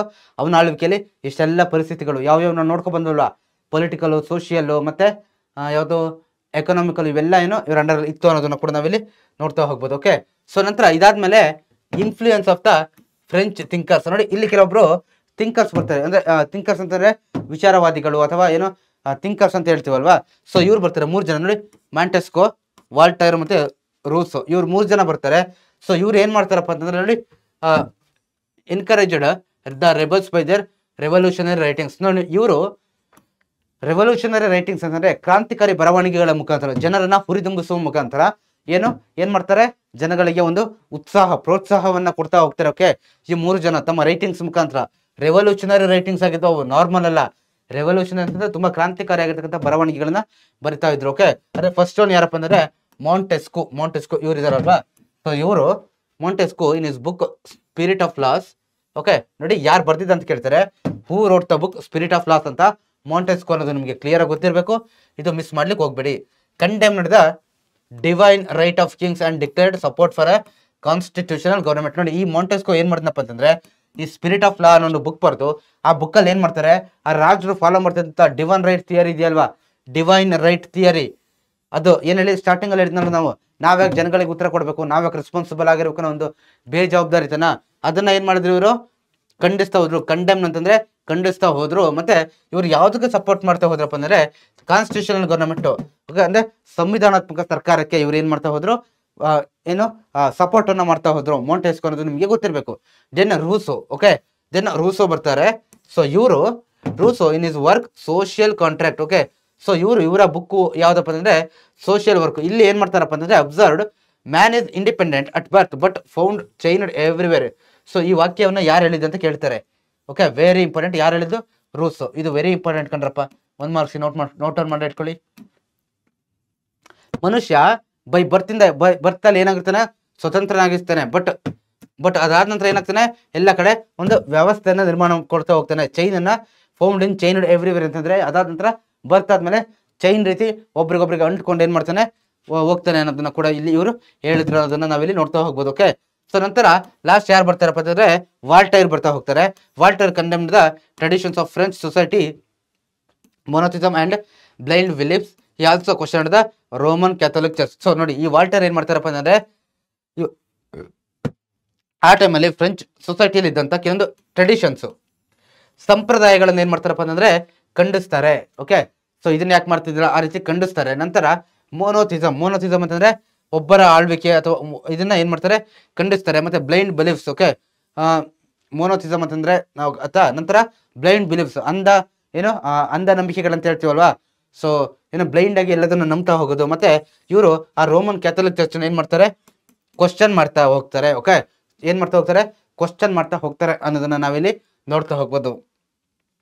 ಈ ಎಲ್ಲ ಅಂಶಗಳು ಇವುಗಳು ಕೂಡ ಕಾರಣ ಆಗ್ತಾ ಹೋಗುತ್ತೆ. ಓಕೆ, ಸೊ ನಂತರ ಇದಿಷ್ಟೇ ಅಲ್ಲದೆ effects of American war of independence ಅಂತ ಬರುತ್ತೆ. ನೋಡಿ ಇದು ಕೂಡ ಈ ಅಮೆರಿಕ ಯಾವಾಗ ಇಂಡಿಪೆಂಡೆಂಟ್ ಆಯ್ತಲ್ಲ, ಅದು ಕೂಡ ಈ ಫ್ರೆಂಚ್ ರೆವಲ್ಯೂಷನ್ ಮೇಲೆ ಇಂಪ್ಯಾಕ್ಟ್ ಆಗ್ತಾ ಹೋಗುತ್ತೆ. ನೋಡಿ, on the 14th July 1789 they attacked the state prison at Bastille and released all the prisoners and thereby putting an end to the dictatorial look. Okay, so ಏನ್ ಮಾಡ್ತಾರಪ್ಪ ಅಂತಂದ್ರೆ 14th July 1789 ಅಲ್ಲಿ they attack state prison at Bastille ಅನ್ನೋ ಇರ್ತಕ್ಕಂಥ ಆ state ಪ್ರಿಸನ್ಗೆ ಏನ್ ಮಾಡ್ತಾರೆ, attack ಮಾಡಿ ಅಲ್ಲಿದ್ದಂತ ಎಲ್ಲ ಪ್ರಿಸನ್ಸ್ ಗಳನ್ನ ಏನ್ ಮಾಡ್ತಾರೆ ರಿಲೀಸ್ ಮಾಡ್ತಾರೆ. ಸೊ ನಂತರ ಈ ರೀತಿ ಏನ್ ಮಾಡ್ತಾರೆ, ಒಂದು ಆ ಡಿಕ್ಟೇಟರ್ ರೂಲ್ಗೆ ಏನ್ ಮಾಡಕ್ಕೆ ಫುಲ್ ಸ್ಟಾಪ್ ಇಡ್ಲಿಕ್ಕೆ ಪ್ರಯತ್ನ ಪಡ್ತಾ ಹೋಗ್ತಾರೆ. Gradually revolution spread to other parts of the country. The king had only a nominal president. Okay, so final ಆಗಿ ಏನ್ ಮಾಡ್ತಾರಪ್ಪ ಅಂತಂದ್ರೆ ಏನಾಗುತ್ತಪ್ಪ ಅಂತಂದ್ರೆ ಇಲ್ಲಿ ಫ್ರೆಂಚ್ ಅಲ್ಲಿ ಸೊ ಈ ಯಾವಾಗ ಇಲ್ಲಿಂದ ಶುರುವಾದಂತ ಈ ಹೋರಾಟ ಬೇರೆ ಬೇರೆ ಭಾಗಗಳಿಗೆ ಸ್ಪ್ರೆಡ್ ಆಗ್ತಾ ಹೋಗ್ತಲ್ವಾ, ಸೊ ಅವಾಗ ಎಲ್ಲ ಸ್ಪ್ರೆಡ್ ಆಗ್ತಾ ಹೋಗುತ್ತೆ. ಅವಾಗ ಆ ಕಿಂಗ್ ಏನಾಗ್ತಾನೆ, ಕೇವಲ ನಾಮಕಾವಸ್ಥೆಯಲ್ಲಿ ಪ್ರೆಸೆನ್ಸ್ ಆಗಿರ್ತಾನೆ, ಅವನ ಕೈಲಿ ಏನು ಪವರ್ ಅನ್ನೋದು ಇರೋದಿಲ್ಲ. ಯಾವಾಗ ಈ ಒಂದು ರೆವಲ್ಯೂಷನ್ ಅನ್ನೋದು ಬೇರೆ ಬೇರೆ revolution spread to other parts of the country, ಬೇರೆ ಬೇರೆ ಭಾಗಗಳಿಗೆ ಸ್ಪ್ರೆಡ್ ಆಗ್ತಾ ಹೋದಂಗೆ. Okay, the national assembly made all the rules and passed orders in the year 1789 20th August. The declaration of human and civil rights was adopted. Okay, so ನೋಡಿ ಯಾವ ಟೈಮಲ್ಲಿ ಏನು ಮಾಡ್ತಾರಪ್ಪ ಅಂತಂದ್ರೆ ದ ನ್ಯಾಷನಲ್ ಅಸೆಂಬ್ಲಿ ಇದೆಯಲ್ವಾ, ಅದು ಅಲ್ಲಿ ಏನು ಮಾಡ್ತಾರಪ್ಪ ಅಂತಂದ್ರೆ ಒಂದು ರೂಲ್ ಮಾಡಿ ಪಾಸ್ ಮಾಡ್ತಾರೆ. ಏನಪ್ಪ ಅಂತಂದ್ರೆ ಯಾವಾಗ 1789 27th August ಅಲ್ಲಿ ಆ declaration of human civilian rights ಅಂತ ಹೇಳ್ಬಿಟ್ಟು ಅದನ್ನ ಪಾಸ್ ಏನ್ ಮಾಡ್ತಾರೆ, ಅಡಾಪ್ಟ್ ಮಾಡ್ಕೊಳ್ತಾರೆ. ಓಕೆ, ಸೊ ಇದು ನಿಮಗೆ ಕ್ಲಿಯರ್ ಆಗುತ್ತಿಲ್ಲ, ಆ ಹೆಸರಲ್ಲೇ ಇದೆ declaration of human and civilian rights ಅಂತಂದ್ರೆ ಜನಗಳಿಗೆ ಏನ್ ಕೊಡೋದು, ರೈಟ್ಸ್ ಇನ್ನ ಮೂಲಭೂತವಾಗಿ ಬದುಕಲಿಕ್ಕೆ ಬೇಕಾದಂತ ರೈಟ್ಸ್ ಗಳನ್ನ ಕೊಡ್ಲಿಕ್ಕೆ ಏನೋ ಒಂದು ರೂಲ್ಸ್ ಅಂತ ಪಾಸ್ ಮಾಡ್ತಾರಲ್ವ, ಅದನ್ನ ಈ ಡೇಟ್ ಅಲ್ಲಿ ಏನ್ ಮಾಡ್ತಾರೆ, ಅಡಾಪ್ಟ್ ಮಾಡ್ಕೊಳ್ತಾರೆ, ಒಪ್ಕೊಳ್ತಾರೆ ಅಂತ. The king rules was replaced by A democratic government. ನೋಡಿ, ಸೊ ಇಲ್ಲಿ ಆ ಕಿಂಗ್ ರೂಲ್ ಏನಿತ್ತಲ್ವಾ ಅದು ಫೈನಲ್ ಆಗಿ ಏನಾಗುತ್ತೆ, ಆ ಡೆಮೋಕ್ರೆಟಿಕ್ ಗವರ್ನಮೆಂಟ್ ಇಂದ, ಓಕೆ ಏನ್ ಹೇಳಿ, ಡೆಮೋಕ್ರೆಟಿಕ್ ಗವರ್ನಮೆಂಟ್ ಇಂದ ಏನಾಗುತ್ತಪ್ಪ ಅಂತಂದ್ರೆ ಪ್ರಜಾಪ್ರಭುತ್ವ ಸರ್ಕಾರದಿಂದ ರೀಪ್ಲೇಸ್ ಆಗುತ್ತೆ ಫೈನಲ್ ಆಗಿ ಅನ್ನೋದನ್ನ ಕೂಡ ನಾವಿಲ್ಲಿ ನೋಡ್ತಾ ಹೋಗ್ಬೋದು. ಪ್ರಜಾಪ್ರಭುತ್ವ ಅಂತ ಏನ್ ಹೇಳಿ, ಜನಗಳು, ಡೆಮೋಕ್ರೆಟಿಕ್ ಗವರ್ನಮೆಂಟ್ ಮೀನ್ಸ್ ಜನಗಳು ಆಯ್ಕೆ ಮಾಡಿದಂತ ಸರ್ಕಾರ ಅನ್ನೋದು ನಿಮಗೆ ಕ್ಲಿಯರ್ ಆಗಿ ಗೊತ್ತಿರಲಿ. Okay, so then this process assumed a violent form of a group called Jacobians who wanted to harsh reform came to power. Okay, so ಇದೇನಾಯ್ತು, ವೈಲೆಂಟ್ ಫಾರ್ಮ್ ಆಗ್ತಾ ಹೋದಾಗ, ಈ ಒಂದು ಹೋರಾಟ ವೈಲೆಂಟ್ ಫಾರ್ಮ್ ಆಗ್ತಾ ಹೋದಾಗ ಈ group called Jacobins who wanted harsh reforms came to power. Okay, so ನೋಡಿ ಜೇಕೋಬಿಯನ್ಸ್ ಅಂತ ಬರ್ತಾರೆ, ಯಾರು ಹೂ ಆರ್ ಜೇಕೋಬಿಯನ್ಸ್ ಅಂತ ಕೇಳ್ತಾರೆ, Jacobins are the people who wanted to harsh reforms came to power. Okay, so harsh ಅಂತಂದ್ರೆ ತುಂಬಾ ಏನು ದೊಡ್ಡ ಮಟ್ಟದಲ್ಲಿ ಬದಲಾವಣೆ ಬರ್ಬೇಕಂತ ಇವರು ಬಯಸ್ತಾ ಇದ್ರು. Okay, the leader of this group is okay Robespierre and subjected to all those supported the king to a machine called the guillotine which was invented for murders. Okay, so ನಂತರ ನೋಡಿ the leader of this group ಯಾರಪ್ಪ ಅಂತಂದ್ರೆ the leader of this group ಯಾರು, Robespierre. Okay, ಇವ್ರು ಏನ್ ಮಾಡ್ತಾರೆ, subjected all those supported the king to a machine called guillotine machine which was invented for ಮಜರ್ಕ್. Okay, ನೋಡಿ ಯಾರ್ಯಾರು ರಾಜರಿಗೆ ಸಪೋರ್ಟ್ ಮಾಡಿದ್ರಲ್ವಾ ಅವ್ರನ್ನೆಲ್ಲರೂ ಏನ್ ಮಾಡ್ತಾರೆ, ಆ ಒಂದು ಮಷಿನ್ ಒಳಗಡೆ ಹಾಕ್ಬಿಟ್ಟು ಏನ್ ಮಾಡ್ತಾರೆ, ಒಂದು ಶಿಕ್ಷೆ ಕೊಡ್ಲಿಕ್ಕೆ ಪ್ರಯತ್ನ ಪಡ್ತಾರೆ ಅನ್ನೋದನ್ನ ಕೂಡ ನಾವಿಲ್ಲಿ ನೋಡ್ತಾ ಹೋಗ್ಬೋದು. ಓಕೆ, ಹಾರ್ಶ್ ರಿಫಾರ್ಮ್ಸ್ ಅಂತ ಹೇಳಿದರೆ ತುಂಬಾ ಹಾರ್ಶ್ ಆಗಿತ್ತು, ತುಂಬಾ ಕ್ರೂರವಾಗಿತ್ತು ಅನ್ನೋದನ್ನ ಅಲ್ವಾ. ಸೊ ಇದು ನಿಮಗೆ ಕ್ಲಿಯರ್ ಆಗಿ ನೋಡ್ತಾ ಹೋಗ್ಬೋದು. ಓಕೆ, ಆ ಮಷಿನ್ ಹೆಸರು ಏನ್ ಹೇಳಿ, ಜಿಲೆಟೇನ್ ಅಥವಾ ಗುಲೆಟೇನ್ ಅಂತ ಹೇಳ್ಬಿಟ್ಟು ಕರಿತೀವಿ. ಓಕೆ, ಸೊ ಇದೇನು ದುರಂತಗಳಿಗೋಸ್ಕರ ಇದನ್ನ ಕಂಡುಹಿಡಿದಿದ್ದು. ಓಕೆ, ಸೊ ಇದು ನಿಮಗೆ ಕ್ಲಿಯರ್ ಆಗಿ ಗೊತ್ತಿರಲಿ. ಸೊ ನಂತರ ಆಯ್ತಪ್ಪ, ಈಗ ವಾರ ಏನೋ ಆಯ್ತು, ಕೊನೆಯದಾಗಿ ಕಾನ್ಸಿಕ್ವೆನ್ಸ್ ಪರಿಣಾಮಗಳು ಏನಾಗುತ್ತೆ ಈ ಫ್ರೆಂಚ್ ರೆವಲ್ಯೂಷನ್ ಇಂದ. French revolution became the precursor for a series of important events. Feudalism vanished. ನೋಡಿ ಇದರಿಂದ ಏನಾಗುತ್ತಪ್ಪ ಅಂದ್ರೆ ಆ ಫ್ಯೂಡಲಿಸಮ್ ಅನ್ನೋದು ಏನಾಗುತ್ತೆ, ಸಂಪೂರ್ಣವಾಗಿ ನಶಿಸಿ ಹೋಗುತ್ತೆ. The special privileges that clergy and the aristocrats had were cancelled, the lands of the rich were seized. ನೋಡಿ ಆ 3 ಕ್ಲಾಸಲ್ಲಿ ಸ್ಟಾರ್ಟಿಂಗ್ 2 ಕ್ಲಾಸಸ್ ಇದ್ದಲ್ವಾ, ಯಾರು ಕ್ಲರ್ಜಿ ಮತ್ತೆ ಅರಿಸ್ಟೋಕ್ರಾಟ್ಸ್, ಅವರಿಗಿದ್ದಂತ ಎಲ್ಲ ಫೆಸಿಲಿಟಿಗಳು ಕ್ಯಾನ್ಸಲ್ ಆಗ್ತವೆ. ಏನೇಳಿ ಕ್ಯಾನ್ಸಲ್ ಆಗ್ತವೆ. ಆಮೇಲೆ the lands of the rich were seized, ಆ ಶ್ರೀಮಂತರ ಜಾಗ ಭೂಮಿ ಏನಿತ್ತಲ್ವಾ ಅದನ್ನ ಏನ್ ಮಾಡ್ತಾರೆ, ಸೀಸ್ ಮಾಡ್ತಾರೆ. The church came under the control of the state. A uniform system of administration came to be enforced throughout the country. People were assured liberty, equality and brotherhood. Brotherhood means fraternity. Okay, no, so final ಆಗಿ ಏನಾಗುತ್ತೆ, ಅಲ್ಲಿದ್ದಂಥ ಚರ್ಚ್ಗಳೆಲ್ಲ ಆ state, ಆ ಸರ್ಕಾರದ ಅಂಡರಲ್ಲಿ ಬರುತ್ತೆ. ನಂತರ ಆ ದೇಶದಾದ್ಯಂತ ಏನ್ ಮಾಡ್ತಾರೆ, ಏಕರೂಪ ವ್ಯವಸ್ಥೆಯನ್ನ ಜಾರಿಗೆ ತರ್ತಾರೆ ಅಡ್ಮಿನಿಸ್ಟ್ರೇಟಿವ್ ಪರ್ಪಸ್ ಕಾರಣಗಳಿಂದ. ಓಕೆ, ಸೊ ನಂತರ ನೋಡಿ ಅಡ್ಮಿನಿಸ್ಟ್ರೇಷನ್ಗೋಸ್ಕರ ಏಕರೂಪದ ವ್ಯವಸ್ಥೆಯನ್ನು ದೇಶಾದ್ಯಂತ ಜಾರಿಗೆ ತಂದು ಫ್ರಾನ್ಸ್ ಅಲ್ಲಿ ಕೊನೆಗೆ ಅಲ್ಲಿ ನೋಡಿ ಈ ಲಿಬರ್ಟಿ, ಈಕ್ವಾಲಿಟಿ ಮತ್ತೆ ಬ್ರದರ್ಹುಡ್ ಅಂತ ಈ 3 ಅಂಶಗಳಲ್ಲಿ ಅಡಾಪ್ಟ್ ಮಾಡ್ಕೊಳ್ತಾರೆ. ಓಕೆ, ಸೊ ಇದೇ 3 ಅಂಶಗಳ ನೆನಪಿರ್ಲಿ, ಲಿಬರ್ಟಿ, ಈಕ್ವಾಲಿಟಿ, ಬ್ರದರ್ಹುಡ್ ಅಂತಂದ್ರೆ ಫ್ರಾಟರ್ನಿಟಿ ಅಂತ ಹೇಳ್ತೀವಿ.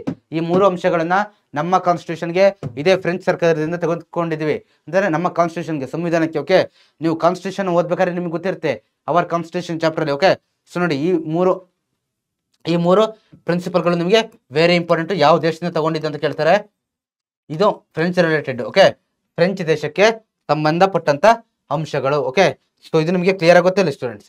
ಸೊ ನಂತರ ಸೊ ಇಲ್ಲಿವರೆಗೂ ಅಮೆರಿಕ ಮತ್ತೆ ಫ್ರೆಂಚ್ನ ಏನ್ ನೋಡಿದ್ವಿ ನಾವು ಹೋರಾಟ ಯಾವ ರೀತಿ ಆಯ್ತು ಅನ್ನೋದನ್ನ ನೋಡಿದ್ವಲ್ವಾ. ಸೊ ಇಲ್ಲಿಂದ ನಿಮಗೆ ಯೂನಿಫಿಕೇಶನ್ ಮೂವ್ಮೆಂಟ್ಸ್ ಅಂತ 2 ದೇಶದ ಬರುತ್ತೆ. ಒಂದು ಇಟಲಿ ಮತ್ತೆ ಜರ್ಮನಿದು. ಅಂದ್ರೆ ಏನಲ್ಲಿ ಯೂನಿಫಿಕೇಶನ್ ಅಂತಂದ್ರೆ ಈಗ ಅಂದ್ರೆ ಯಾವ ರೀತಿ ದೇಶ, ಸೊ ಸಾಮಾನ್ಯವಾಗಿ ದೇಶ ಬೇರೆ ಬೇರೆ ರಾಜರು ಮತ್ತೆ ಬ್ರಿಟಿಷರು ಬೇರೆ ಬೇರೆ ದೇಶದವರೆಲ್ಲ ಆಳಿದಾಗ ಏನಾಗುತ್ತೆ ಹೇಳಿ, ಬೇರೆ ಬೇರೆ ಆಗುತ್ತೆ. ಒಂದೇ ದೇಶ ಹಲವಾರು ಭಾಗಗಳಿಗೆ ಡಿವೈಡ್ ಆಗಿರುತ್ತೆ. ಫೈನಲ್ ಆಗಿ ಅದನ್ನೆಲ್ಲ ಯಾವ ರೀತಿ ಒಟ್ಟುಗೂಡಿಸಿದ್ರು, ಯಾವ ರೀತಿ ಒಂದಾದ್ರು ಅವರೆಲ್ಲ, ಯಾವ ರೀತಿ ಒಂದುಗೂಡಿ ಒಂದು ದೇಶ ಅನ್ನೋದು ಫಾರ್ಮ್ ಆಯ್ತು ಅನ್ನೋದನ್ನ ನಾವಿಲ್ಲಿ ನೋಡ್ತಾ ಹೋಗ್ಬೋದು. ಅದರಲ್ಲಿ ಫಸ್ಟ್ ಒಂದು ಯೂನಿಫಿಕೇಶನ್ ಆಫ್ ಇಟಲಿ ಬರ್ತಾ ಹೋಗುತ್ತೆ. ಓಕೆ, ಇಟಲಿಯ ಏಕೀಕರಣ ಯಾವ ರೀತಿ ಆಯ್ತು ಅಂತ ನೋಡಿ. ಇಟಲಿ ಈ ರೀತಿ ಬರುತ್ತೆ, ಇಟಲಿಯ ಮ್ಯಾಪು. ಸೊ ನೀವು ಇಲ್ಲಿ ನೋಡ್ತಾ ಹೋಗ್ಬೋದು. ಓಕೆ, ಸೊ ಆ ಲಾಸ್ಟ್ ಮ್ಯಾಪ್ ತೋರಿಸಿದ್ನಲ್ವಾ, ಅಲ್ಲೂ ಕೂಡ ನಿಮಗೆ ಇಟಲಿ ಸಿಗ್ತಾ ಹೋಗುತ್ತೆ, ಅಲ್ಲೂ ಕೂಡ ನೀವು ನೋಡ್ತಾ ಹೋಗ್ಬೋದು. ನೋಡಿ, ಅಲ್ಲೂ Italy, the country which had seen the glory of the ancient Roman civilisation spoke the same language, it has disintegrated. ನೋಡಿ, ಇಟಲಿ ಏನಲ್ಲಿ ಏನ್ಷಿಯಂಟ್ ರೋಮನ್ ಸಿವಿಲೈಸೇಷನ್ಗೆ ಕಾರಣ ಆಗಿತ್ತು ಅಲ್ಲಿ. ಓಕೆ, ಅದಾದ ನಂತರ ಅಲ್ಲಿ ಸಾರಿ ಅಲ್ಲಿದ್ದಂಥ ಜನ ಸೇಮ್ ಲ್ಯಾಂಗ್ವೇಜ್ ಅನ್ನ ಮಾತಾಡೋರು. ಏನಲ್ಲಿ ಎಲ್ಲರೂ ಕೂಡ ಸೇಮ್ ಲ್ಯಾಂಗ್ವೇಜ್ ಅನ್ನ ಮಾತಾಡೋರು. ಎಲ್ಲರೂ ಕೂಡ ಸೇಮ್ ಲ್ಯಾಂಗ್ವೇಜ್ ಮಾತಾಡ್ರೆ ಎಲ್ಲ ಸಾರಿ ಎಲ್ಲ ಕೂಡ ಸೇಮ್ ಲ್ಯಾಂಗ್ವೇಜ್ ಅನ್ನು ಮಾತಾಡಿದ್ರೆ ಎಲ್ಲ ಒಟ್ಟಾಗಿರ್ಬೇಕಲ್ವಾ. ಬಟ್ ಆದ್ರೂ ಕೂಡ ಇವರು ಒಟ್ಟಾಗಿ ಇರಲಿಲ್ಲ. ಎಲ್ಲ ಕೂಡ ಡಿಸ್ಇಂಟಿಗ್ರೇಟ್ ಅಂತಂದ್ರೆ ಎಲ್ಲ ವಿಭಜನೆ ಆಗಿದ್ರು, ಅಲ್ಲಿ ಬೇರೆ ಇಲ್ಲಿ ಬೇರೆ ಅಂತ ವಿಭಜನೆ ಆಗಿದ್ರು ಅನ್ನೋದನ್ನ ನಾವಿಲ್ಲಿ ನೋಡ್ತಾ ಹೋಗ್ಬೋದು. Roman Catholic religion had spread throughout Italy through it was eligible to become one nation, such an integration was impossible. ನೋಡಿ, ಈ ರೋಮನ್ ಕ್ಯಾಥೋಲಿಕ್ ರಿಲಿಜನ್ ಇದೆಯಲ್ವಾ, ಇದೇನಾಗಿತ್ತು, ಈ ಇಟಲಿ ತುಂಬಾ ಏನೋ ಹರಡ್ಕೊಂಡಿತ್ತು. ಅದೊಂದೇ ರಿಲಿಜನ್ ಮೇನ್ ಆಗಿ. ಓಕೆ, ಸೊ ನೋಡಿ, ಇಷ್ಟೆಲ್ಲ ಆದ್ರೂ ಕೂಡ ಸೊ ಸಾಮಾನ್ಯವಾಗಿ ಎಲ್ಲಿ ಒಂದೇ ರಿಲಿಜನ್ ಇರುತ್ತೋ, ಎಲ್ಲಿ ಜನ ಒಂದೇ ಭಾಷೆಯನ್ನು ಜಾಸ್ತಿ ಮಾತಾಡ್ತಾರೋ ಅವ್ರು ಸಾಮಾನ್ಯವಾಗಿ ಒಗ್ಗಟ್ಟಾಗಿರ್ತಾರೆ. ಬಟ್ ಇಲ್ಲಿ ಕೂಡ ಇಷ್ಟೆಲ್ಲ ಇದ್ರೂ ಕೂಡ ಏನಾಯ್ತು ಆ ಇಂಟಿಗ್ರೇಷನ್ ಆಗೋದು ಇಂಪಾಸಿಬಲ್ ಆಗಿತ್ತು, ಅಂತಂದ್ರೆ ಒಟ್ಟಾಗಿರೋದು ಅಸಾಧ್ಯವಾಗಿತ್ತು ಅನ್ನೋದನ್ನ ನಾವಿಲ್ಲಿ ನೋಡ್ತಾ ಹೋಗ್ಬೋದು. Adriatic sea Italy had disintegrated into small states during the early part of the 19th century. ನೋಡಿ, ಯಾವುದಪ್ಪ ಅಂತಂದ್ರೆ ಲ್ಯಾಂಬಾರ್ದಿ, ವೆನ್ನಿಸ್, ಸಿಸಿಲಿ ಮತ್ತೆ ನಾಪ್ಲೆಸ್. ಸೊ ನೋಡಿ, ಇವೆಲ್ಲ ಏನು ಪ್ಲೇಸಸ್ಗಳ name. Okay, the Pope states, Tuscany, ನಂತರ ಪಾರ್ಮಾ. ಓಕೆ, ಸೊ ಅಂತೆ ಮೊಡೆನಾ. ಓಕೆ, ಇವೆಲ್ಲ ಏನು ಇಂಪಾರ್ಟೆಂಟ್ ಆಗಿರ್ತಕ್ಕಂಥ ಪ್ಲೇಸಸ್ಗಳು. ಓಕೆ, ಸೊ ಅಂತೆ Piedmont state influenced Sardinia. Okay, Piedmont and Geneva. Okay, so ನೋಡಿ, ಇವೆಲ್ಲ ಏನಾಗಿತ್ತಪ್ಪ ಅಂತಂದ್ರೆ ಚಿಕ್ಕ ಸ್ಟೇಟ್ ಆಗಿ ಡಿವೈಡ್ ಆಗಿತ್ತು ಅನ್ನೋದನ್ನ ನಾವಿಲ್ಲಿ ಎಲ್ಲ ಇಟಲಿಯಲ್ಲಿ ಬರ್ತಕ್ಕಂಥದ್ದು ಎಲ್ಲ ಡಿವೈಡ್ ಆಗಿತ್ತು ಅನ್ನೋದನ್ನ ನಾವಿಲ್ಲಿ ನೋಡ್ತಾ ಹೋಗ್ಬೋದು. ಓಕೆ, ಸೊ ಇಲ್ಲಿ ನೋಡಿ, ಬಿಟ್ವೀನ್ 1815 ಇಂದ 1848 ವರೆಗೆ there were number of riots various states of Italy. ಈ ಇಟಲಿಯ ಈ ಎಲ್ಲ ಏನು ಭಾಗಗಳಲ್ಲಿ ಈ ಟೈಮಲ್ಲಿ ಈ 1815 ಇಂದ 1840 ವರೆಗೆ ನಂಬರ್ ಆಫ್ ರಿಯಾಟ್ಸ್, ಹಲವಾರು ದಂಗೆಗಳು, ಹೋರಾಟಗಳು ನಡೀತಾ ಹೋಗುತ್ತೆ. The main aim of all this riots and revolts was national freedom and national integration. ಈ ಎಲ್ಲಾ ದಂಗೆಗಳಿಗೆ, ಲಾದ್ವಲ್ಲ ದಂಗೆ, ಇದಕ್ಕೆಲ್ಲ ಕಾರಣ ಏನು? Revolt was national freedom. Okay, ರಾಷ್ಟ್ರೀಯ ಸ್ವಾತಂತ್ರ್ಯ ಬೇಕು, ಮತ್ತೆ ನ್ಯಾಷನಲ್ ಇಂಟಿಗ್ರೇಷನ್, ನಾವೆಲ್ಲ ರಾಷ್ಟ್ರೀಯವಾಗಿ ಒಗ್ಗಟ್ಟಾಗಿರ್ಬೇಕು ಅನ್ನೋದು ಏನು ಇದರ ಒಂದು ಮೇನ್ ಏಮ್ ಆಗಿತ್ತು, ಮೇನ್ ಗುರಿಯಾಗಿತ್ತು. Okay, Joseph Mazzini. Okay, Joseph Mazzini here, Count Cavour here and Garibaldi. Okay, were the architects of Italy's unification. ನೋಡಿ, ಈ 3 ಜನ ಏನು ಇವ್ರನ್ನ ಏಕೀಕರಣದ ಶಿಲ್ಪಿಗಳು ಅಂತ ಹೇಳ್ಬಿಟ್ಟು ಕರಿತಾರೆ. ಈ ಇಟಲಿಯ ಏಕೀಕರಣದ ಶಿಲ್ಪಿಗಳು ಯಾರಪ್ಪ ಅಂತಂದ್ರೆ ಈ 3 ಜನ. ಓಕೆ, ಈ 3 ಜನ. ಸೊ ವಿತ್ ಪಿಕ್ಚರ್ ಕೊಟ್ಟಿದ್ದೀನಿ, ನಿಮಗೆ ಕ್ಲಿಯರ್ ಆಗಿ ಗೊತ್ತಿರಲಿ. Mazzini was the noted revolutionary thinker and writer. Okay, he provoked the youth of Italy by his writings in his book Italy, Austria and Papacy. So ಈ ಮಜಿನಿ ಅನ್ನೋರು ಏನ್ ಮಾಡಿದ್ರಪ್ಪ ಅಂತಂದ್ರೆ ಇವರು ಕ್ರಾಂತಿಕಾರಿ ಬರವಣಿಗೆಗಳನ್ನ ಬರಿತಾ ಇದ್ರು. ಆ ಬರವಣಿಗೆಗಳ ಮುಖಾಂತರ ಏನ್ ಮಾಡ್ತಿದ್ರು, ಜನರನ್ನ ಏನು ಆ ಒಂದು ಸ್ವಾತಂತ್ರ್ಯ ಹೋರಾಟದ ಕಡೆಗೆ ಮತ್ತೆ ನ್ಯಾಷನಲ್ ಇಂಟಿಗ್ರೇಷನ್ ಕಡೆಗೆ ಪ್ರವೋಕ್ ಮಾಡ್ತಾ ಇದ್ರು. ಪ್ರವೋಕ್ ಅಂತಂದ್ರೆ ಪ್ರೋತ್ಸಾಹ ಮಾಡ್ತಾ ಇದ್ರು ಆ ಒಂದು ಯೂತ್ಸ್ ಅನ್ನ ಅನ್ನೋದನ್ನ ನಾವಿಲ್ಲಿ ನೋಡ್ತಾ ಹೋಗ್ಬೋದು. ಸೊ ನಂತರ ಇಟಲಿ ಮತ್ತೆ ಆಸ್ಟ್ರಿಯಾಗಳಲ್ಲಿ ಏನ್ ಮಾಡ್ತಿದ್ರು, ಅವರ ರೈಟಿಂಗ್ಸ್ ಗಳನ್ನ ಬರಿತಾ ಇದ್ರು ಅನ್ನೋದನ್ನ ಕೂಡ ನಾವಿಲ್ಲಿ ನೋಡ್ತಾ ಹೋಗ್ಬೋದು. He inspired people with the feelings of national integration, freedom and religious thoughts and provoked them to revolt. ನೋಡಿ, ಯಾವುದ್ರ ಮುಖಾಂತರ ಅಂತಂದ್ರೆ feeling of national integration. Okay, ರಾಷ್ಟ್ರೀಯತವಾಗಿ ನಾವೆಲ್ಲರೂ ಕೂಡ ಒಂದಾಗಿರ್ಬೇಕು, ಮತ್ತೆ ಫ್ರೀಡಮ್ ಸ್ವತಂತ್ರವಾಗಿರ್ಬೇಕು, ಮತ್ತೆ ರೆಬೆಲಿಯಸ್ ಥಾಟ್ಸ್ ಅಂತಂದ್ರೆ ಹೊಸ ಥಾಟ್ಗಳನ್ನ ಅವ್ರಿಗೆ ಕೊಡೋ ಮುಖಾಂತರ ಏನ್ ಮಾಡ್ತಾ ಇದ್ರು ಆ ಯೂತ್ಸ್ ನ ಪ್ರವೋಕ್ ಮಾಡ್ತಾ ಇದ್ರು. He not only built an army called Young Italy but also had the aims of achieving national freedom and integration. ನೋಡಿ, ಇವರು ಓಕೆ, ಸೊ ಯಾರು ಸ್ಥಾಪನೆ ಮಾಡಿದಂತ ಕೇಳ್ತಾರೆ. ಯಾವ್ದನ್ನ ಯಂಗ್ ಇಟಾಲಿಯನ್ನ ಸೊ ನಿಮಗೆ ಕ್ಲಿಯರ್ ಆಗುತ್ತೆ ಮಜಿನಿ. ಓಕೆ, ಅವ್ರು ಕೇವಲ ಯಂಗ್ ಇಟಾಲಿಯನ್ ಅನ್ನುವಂತಹ ಆರ್ಮಿನ ಮಾತ್ರ ಸ್ಥಾಪನೆ ಮಾಡಲಿಲ್ಲ, ಬೇರೆ ಏನ್ ಮಾಡಿದ್ರು, achieving the national freedom and integration, ಇದನ್ನು ಕೂಡ ಏನ್ ಮಾಡಿದ್ರು, aims of achieving the national freedom, ರಾಷ್ಟ್ರೀಯ ಸ್ವಾತಂತ್ರ್ಯ ಮತ್ತೆ ಇಂಟಿಗ್ರೇಷನ್ ಪಡೆಯಲಿಕ್ಕೂ ಕೂಡ ಅವ್ರು ಏನ್ ಮಾಡಿದ್ರು, ಫೋಕಸ್ ಮಾಡ್ತಾ ಇದ್ರು ಅನ್ನೋದು ನಿಮಗೆ ಕ್ಲಿಯರ್ ಆಗಿ ಗೊತ್ತಿರಬೇಕು. ಗರಿಬಾಲ್ಡಿ ವಾಸ್ ಅ ಸೋಲ್ಜರ್. ಇಲ್ಲಿವರೆಗೆ ನೋಡಿದ್ ಯಾರ ಬಗ್ಗೆ ಹೇಳಿ, ಇಲ್ಲಿವರೆಗೆ ನೋಡಿದ್ ನಾವು ಮಜಿನಿ ಬಗ್ಗೆ. ಈಗ Garibaldi was a soldier and fighter. ಈ Mazzini joined the young Italy army and assumed leadership of the revolt. So ಇವ್ರು ಏನ್ ಮಾಡ್ತಾರಪ್ಪ ಅಂದ್ರೆ ಗ್ರೇಟ್ ಏನದು ಸೋಲ್ಜರ್ ಮಾತ್ರ ಫೈಟ್ ಆಗಿದ್ರು, ಇವರು ಆ ಮಜಿನಿಯ ಯಂಗ್ ಇಟಲಿ ಆರ್ಮಿನ ಸೇರ್ಕೊಂಡು ಏನಾಗ್ತಾರೆ, ಅಲ್ಲಿ ಒಂದು ಹೋರಾಟದ ಲೀಡರ್ಶಿಪ್ ಅನ್ನ ತಗೊಳ್ತಾರೆ. ಆಫ್ಟರ್ ದಟ್ ಈ ಕಾನ್ಸ್ಟಿಟ್ಯೂಟೆಡ್ ಅನ್ army called red brigade. Okay, ಆಮೇಲೆ ಏನ್ ಮಾಡ್ತಾರಪ್ಪ ಅಂದ್ರೆ ಇವರು ಯಾರೋ ಈ ಗರಿಬಾಲ್ಡಿ ಅವರು, ನೋಡಿ ಇಲ್ಲಿ ಮಾರ್ಕರ್ ಕೊಟ್ಟಿದ್ದೀನಿ, ಇವರು ಸ್ಥಾಪನೆ ಮಾಡಿದ್ದು. ಓಕೆ, ಗರಿಬಾಲ್ಡಿ ಅವರು ರೆಡ್ ಬ್ರಿಗೇಡ್ ಅಂತ ಒಂದು ಏನೋ ಆರ್ಮಿನ ಕಟ್ತಾರೆ with the help of Sardinia fought with Australia. Okay, so ಇವರ ಹೆಲ್ಪ್ ಇಂದ ಏನ್ ಮಾಡ್ತಾರೆ, ಒಂದು ಆರ್ಮಿನ ಕಟ್ಟು ಆಸ್ಟ್ರಿಯಾದ ಹೆಲ್ಪ್ ಇಂದ ಏನ್ ಮಾಡ್ತಾರೆ, ಫೈಟ್ ಮಾಡ್ತಾ ಹೋಗ್ತಾರೆ ಅನ್ನೋದನ್ನ ಕೂಡ ನಾವಿಲ್ಲಿ ಸೊ ನೋಡ್ತಾ ಹೋಗ್ಬೋದು. ಇನ್ 1860 he fought against the twin states of Sicily using his red brigade. Okay, so ಇವ್ರು ಏನ್ ಮಾಡ್ತಾರಪ್ಪ ಅಂತಂದ್ರೆ 1860ರಲ್ಲಿ ಈ ಒಂದು ಅವರ ಒಂದು ಯಾರು ಈ ಒಂದು ಟ್ವಿನ್ ಸ್ಟೇಟ್ಸ್ ಆಫ್ ಸಿಲಿಸಿ ಅಂತ ಬರ್ತಾರೆ, ಇವ್ರ ವಿರುದ್ಧ ಏನ್ ಮಾಡ್ತಾರೆ, ಈ ರೆಡ್ ಬ್ರಿಗೇಡ್ ಆರ್ಮಿಯನ್ನ ಯೂಸ್ ಮಾಡ್ಕೊಂಡು ಹೋರಾಟವನ್ನ ಮಾಡ್ತಾ ಹೋಗ್ತಾರೆ. ಬೈ ಕಾಂಕರಿಂಗ್ ದ ಸೇಮ್ ಈ have the national integration and pressed for democratic reforms. So ಇದ್ರ ಮುಖಾಂತರ ಅವ್ರು ಏನ್ ಮಾಡ್ತಾ ಹೋಗ್ತಾರೆ, ಈ ಎಲ್ಲದ್ರ ಮುಖಾಂತರ ನ್ಯಾಷನಲ್ ಇಂಟಿಗ್ರೇಷನ್, ಓಕೆ, ಅಂದ್ರೆ ರಾಷ್ಟ್ರೀಯತೆಯಾಗಿ ನಾವು ಏಕತೆಯಿಂದ ಇರಬೇಕು ಅನ್ನೋದಕ್ಕೆ ಏನು, ಮತ್ತೆ ಪ್ರಜಾಪ್ರಭುತ್ವವಾಗಿ ನಮಗೆ ಬದಲಾವಣೆ ಬೇಕು ಅನ್ನೋದನ್ನ ಜಾಸ್ತಿ ಒತ್ತಿ ಹೇಳ್ತಾ ಹೋಗ್ತಾರೆ.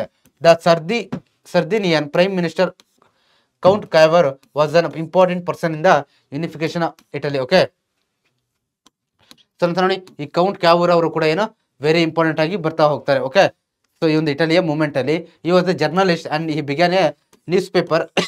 ಯಾವುದಪ್ಪ ಅಂದ್ರೆ ರಿಸ್ ಆರ್ಜಿಮೆಂಟೋ. ಓಕೆ, ರಿಸ್ ಆರ್ಜಿಮೆಂಟೋ ಅನ್ನೋ ಒಂದು ಪೇಪರ್ ಅನ್ನು ಸ್ಟಾರ್ಟ್ ಮಾಡ್ತಾರೆ and mean for the rejuvenation of Italian literature.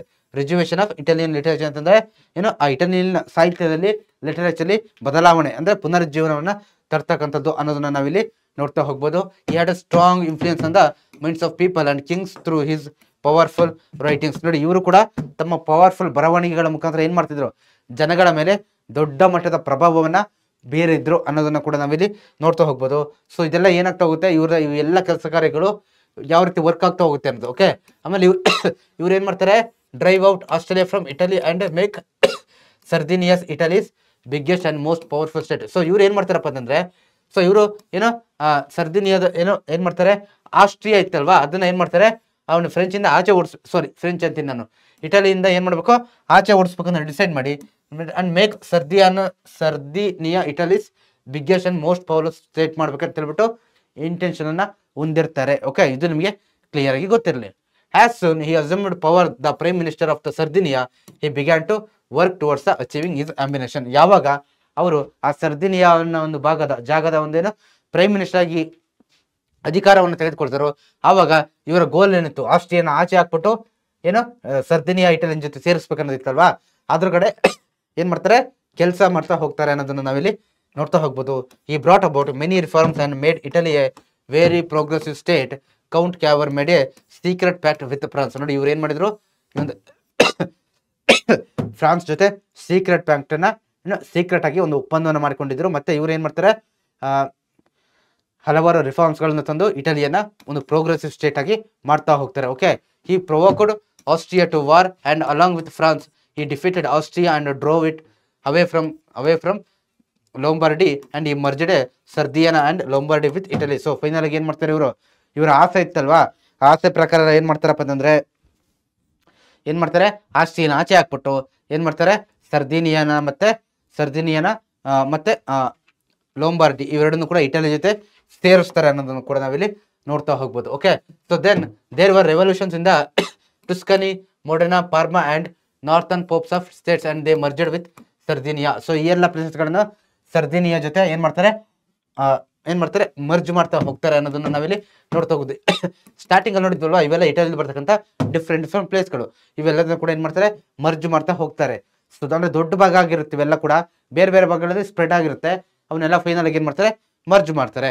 Count Cavour secretly encouraged Garibaldi to invade Sicily. Okay, ಇವನು ಸೀಕ್ರೆಟ್ಲಿ ಈ ಗರಿಬಾಲ್ಡಿ ಅವ್ರಿಗೆ ಏನ್ ಮಾಡ್ತಾನೆ, ಎಂಕರೇಜ್ ಮಾಡ್ತಾನೆ. ಏನಕ್ಕೆ, ಸಿಲಿಸಿ ಅವ್ರ ಮೇಲೆ ಇನ್ವೇಡ್ ಮಾಡಿ ದಾಳಿ ಮಾಡ್ಲಿಕ್ಕೋಸ್ಕರ. ಸೊ ನಂತರ 1861 ಏನಾಗುತ್ತೆ, Victor Emmanuel was declared king of Italy. Then Italy acquired Vietnam from Australia. So final ಆಗಿ ವಿಕ್ಟರ್ ಎಮಾನ್ಯುಯಲ್ ಅನ್ನೋರು ಏನಿ ಇಟಲಿಯ ರಾಜರಾಗಿ ಅಧಿಕಾರವನ್ನು ತೆಗೆದುಕೊಳ್ತಾರೆ. ವಿಕ್ಟರ್ ಎಮಾನ್ಯುಯಲ್ ಯಾವಾಗ 1861 ಅಧಿಕಾರ ತಗೊಂಡಾದ್ಮೇಲೆ ಇಟಲಿ ಏನ್ ಮಾಡುತ್ತೆ, ವಿಯೆಟ್ನಾಮನ್ನ ಆಸ್ಟ್ರೇಲಿಯಾದಿಂದ ತೆಗೆದುಕೊಳ್ಳುತ್ತೆ ಅನ್ನೋದನ್ನ ನಾವಿಲ್ಲಿ ನೋಡ್ತಾ ಹೋಗ್ಬೋದು. ನಾವು only Rome remained outside the Italy. Okay, ಏನಾಗುತ್ತೆ, ಓನ್ಲಿ ರೋಮ್ ಪ್ರದೇಶ ಮಾತ್ರ ಏನಾಗುತ್ತೆ, ಇಟಲಿಯಿಂದ ಔಟ್ಸೈಡ್ ಅಲ್ಲಿ ಉಳಿಯುತ್ತೆ ಅನ್ನೋದನ್ನ ನಾವಿಲ್ಲಿ ನೋಡ್ತಾ ಹೋಗ್ಬೋದು. ಇದಾದ ನಂತರ ಏನಾಗುತ್ತಪ್ಪ ಅಂದ್ರೆ 1870 when war broke out between the France and Prussia, France had to withdraw its army from Rome. Okay, ಯಾವಾಗ ವಾರ್ ಸ್ಟಾರ್ಟ್ ಆಗುತ್ತೋ ಅವಾಗ ಏನ್ ಮಾಡ್ತಾರೆ, ಫ್ರಾನ್ಸ್ ಅಂಡ್ ಪರ್ಷಿಯಾ, ಫ್ರಾನ್ಸ್ ಮತ್ತೆ ಪರ್ಷಿಯಾ ನಡುವೆ ಯುದ್ಧ ನಡೆಯುತ್ತೋ. ಓಕೆ, ಯುದ್ಧ ನಡೆಯುತ್ತೋ, ಇದು ಕೂಡ ಒಂದು ಭಾಗ, ಪ್ರಷಿಯಾ ಅನ್ನೋದು ಅದು ಕೂಡ ಒಂದು ಭಾಗ. ಓಕೆ, ಅದೇ ಭಾಗದಲ್ಲಿ ಅದ್ರ ಪಕ್ಕದಲ್ಲಿ ಬರ್ತಕ್ಕಂಥ France had withdraw its army from Rome. Okay, France ಏನ್ ಮಾಡುತ್ತೆ, ಆ ರೋಮ್ ಭಾಗದಿಂದ ತಮ್ಮ ಆರ್ಮಿಯನ್ನ ವಾಪಸ್ ತೆಗೆದುಕೊಳ್ಳುತ್ತೆ. Grabbing the opportunity, Victor Emmanuel invaded Rome and occupied it. So ಈ ಆಪರ್ಚುನಿಟೀಸ್ ನ ಏನ್ ಮಾಡ್ತಾನೆ, ಆ ರಾಜ ಇದ್ನಲ್ವಾ ಇಟಲಿಯ ರಾಜ ವಿಕ್ಟರ್ ಎಮಾನ್ಯುಯಲ್, ಇವನು ಆಪರ್ಚುನಿಟಿ ಬಳಸ್ಕೊಂಡು ಅಲ್ಲಿಗೆ ದಾಳಿ ಮಾಡಿ ಏನ್ ಮಾಡ್ತಾನೆ, ಆ ರೋಮನ್ನ ವಶಪಡಿಸಿಕೊಳ್ತಾನೆ. Rome become the capital of Italy. With this unification of Italy was completed. Final ಆಗಿ ಆ ರೋಮ್ ಕೂಡ ಏನಾಗುತ್ತೆ, ಸೇರುತ್ತೆ. ಇಲ್ಲಿ ಸೇರುತ್ತೆ, ಇಟಲಿ ಸೇರುತ್ತೆ, ಈ ರೀತಿ. ಸೊ ಫೈನಲ್ ಆಗಿ ಏನಾಗುತ್ತಪ್ಪ ಅಂದ್ರೆ ಇಟಲಿ ಈ ಮುಖಾಂತರ ಎಲ್ಲ ಕೂಡ ಏನಾಗುತ್ತೆ, ಒಗ್ಗಟ್ಟಾಗುತ್ತೆ ಅನ್ನೋದನ್ನ ಕೂಡ ನಾವಿಲ್ಲಿ ನೋಡ್ತಾ ಹೋಗ್ಬೋದು. ಓಕೆ, ನೋಡ್ತಾ ಹೋದ್ವಿ ನಾವು ಯಾವ ರೀತಿ ಏನೋ ಒಂದೊಂದೇ ಪ್ಲೇಸ್ಗಳು ಇಟಲಿಯನ್ನ ಸೇರ್ತಾ ಹೋದ್ವು ಅನ್ನೋದಲ್ವಾ. ಸೊ ಈ ರೀತಿ ಏನೋ ನಡೀತು ಇಟಲಿಯ unification. Then unification of Germany. Okay, unification of Germany ನೋಡಿ ಇಲ್ಲಿವರೆಗೂ ಡಿಸ್ಕಸ್ ಮಾಡಿದ್ವಲ್ವಾ. ಇಟಲಿ ಇಲ್ಲಿ ಬರುತ್ತಪ್ಪ ನೋಡಿ, ಇಟಲಿ ಇಲ್ಲಿ ಬರುತ್ತೆ ಈ ಬ್ಲೂ ಕಲರು. ಓಕೆ, ಸೊ ನೀವು ಯುರೋಪ್ ಭಾಗದಲ್ಲಿ ನೋಡ್ಬೋದು. ಈಗ ಜರ್ಮನಿ ಬಗ್ಗೆ ನೋಡ್ತಾ ಇದ್ವಿ. ಜರ್ಮನಿ ನೋಡಿ ಇಲ್ಲಿ ಈ ಭಾಗದಲ್ಲಿ ಬರುತ್ತೆ. ಸೊ ಇಲ್ಲೇ ಇಟಲಿಯಿಂದ ಸ್ವಲ್ಪ ಮೇಲೆ ಬರುತ್ತೆ. ಓಕೆ, ಸೊ ಇದು ನಿಮಗೆ ಮ್ಯಾಪ್ ಗೊತ್ತಿಲ್ಲ, ಯುರೋಪ್ ಖಂಡದಲ್ಲಿ ಬರ್ತಕ್ಕಂಥ ಇವೆಲ್ಲ ಕೂಡ ಇಲ್ಲಿ ಹೇಳಿ ಯುರೋಪ್ ಖಂಡದಲ್ಲಿ ಕ್ಲಿಯರ್ ಇರಲಿ. During the early part of 19th century Germany was the cluster of independent state.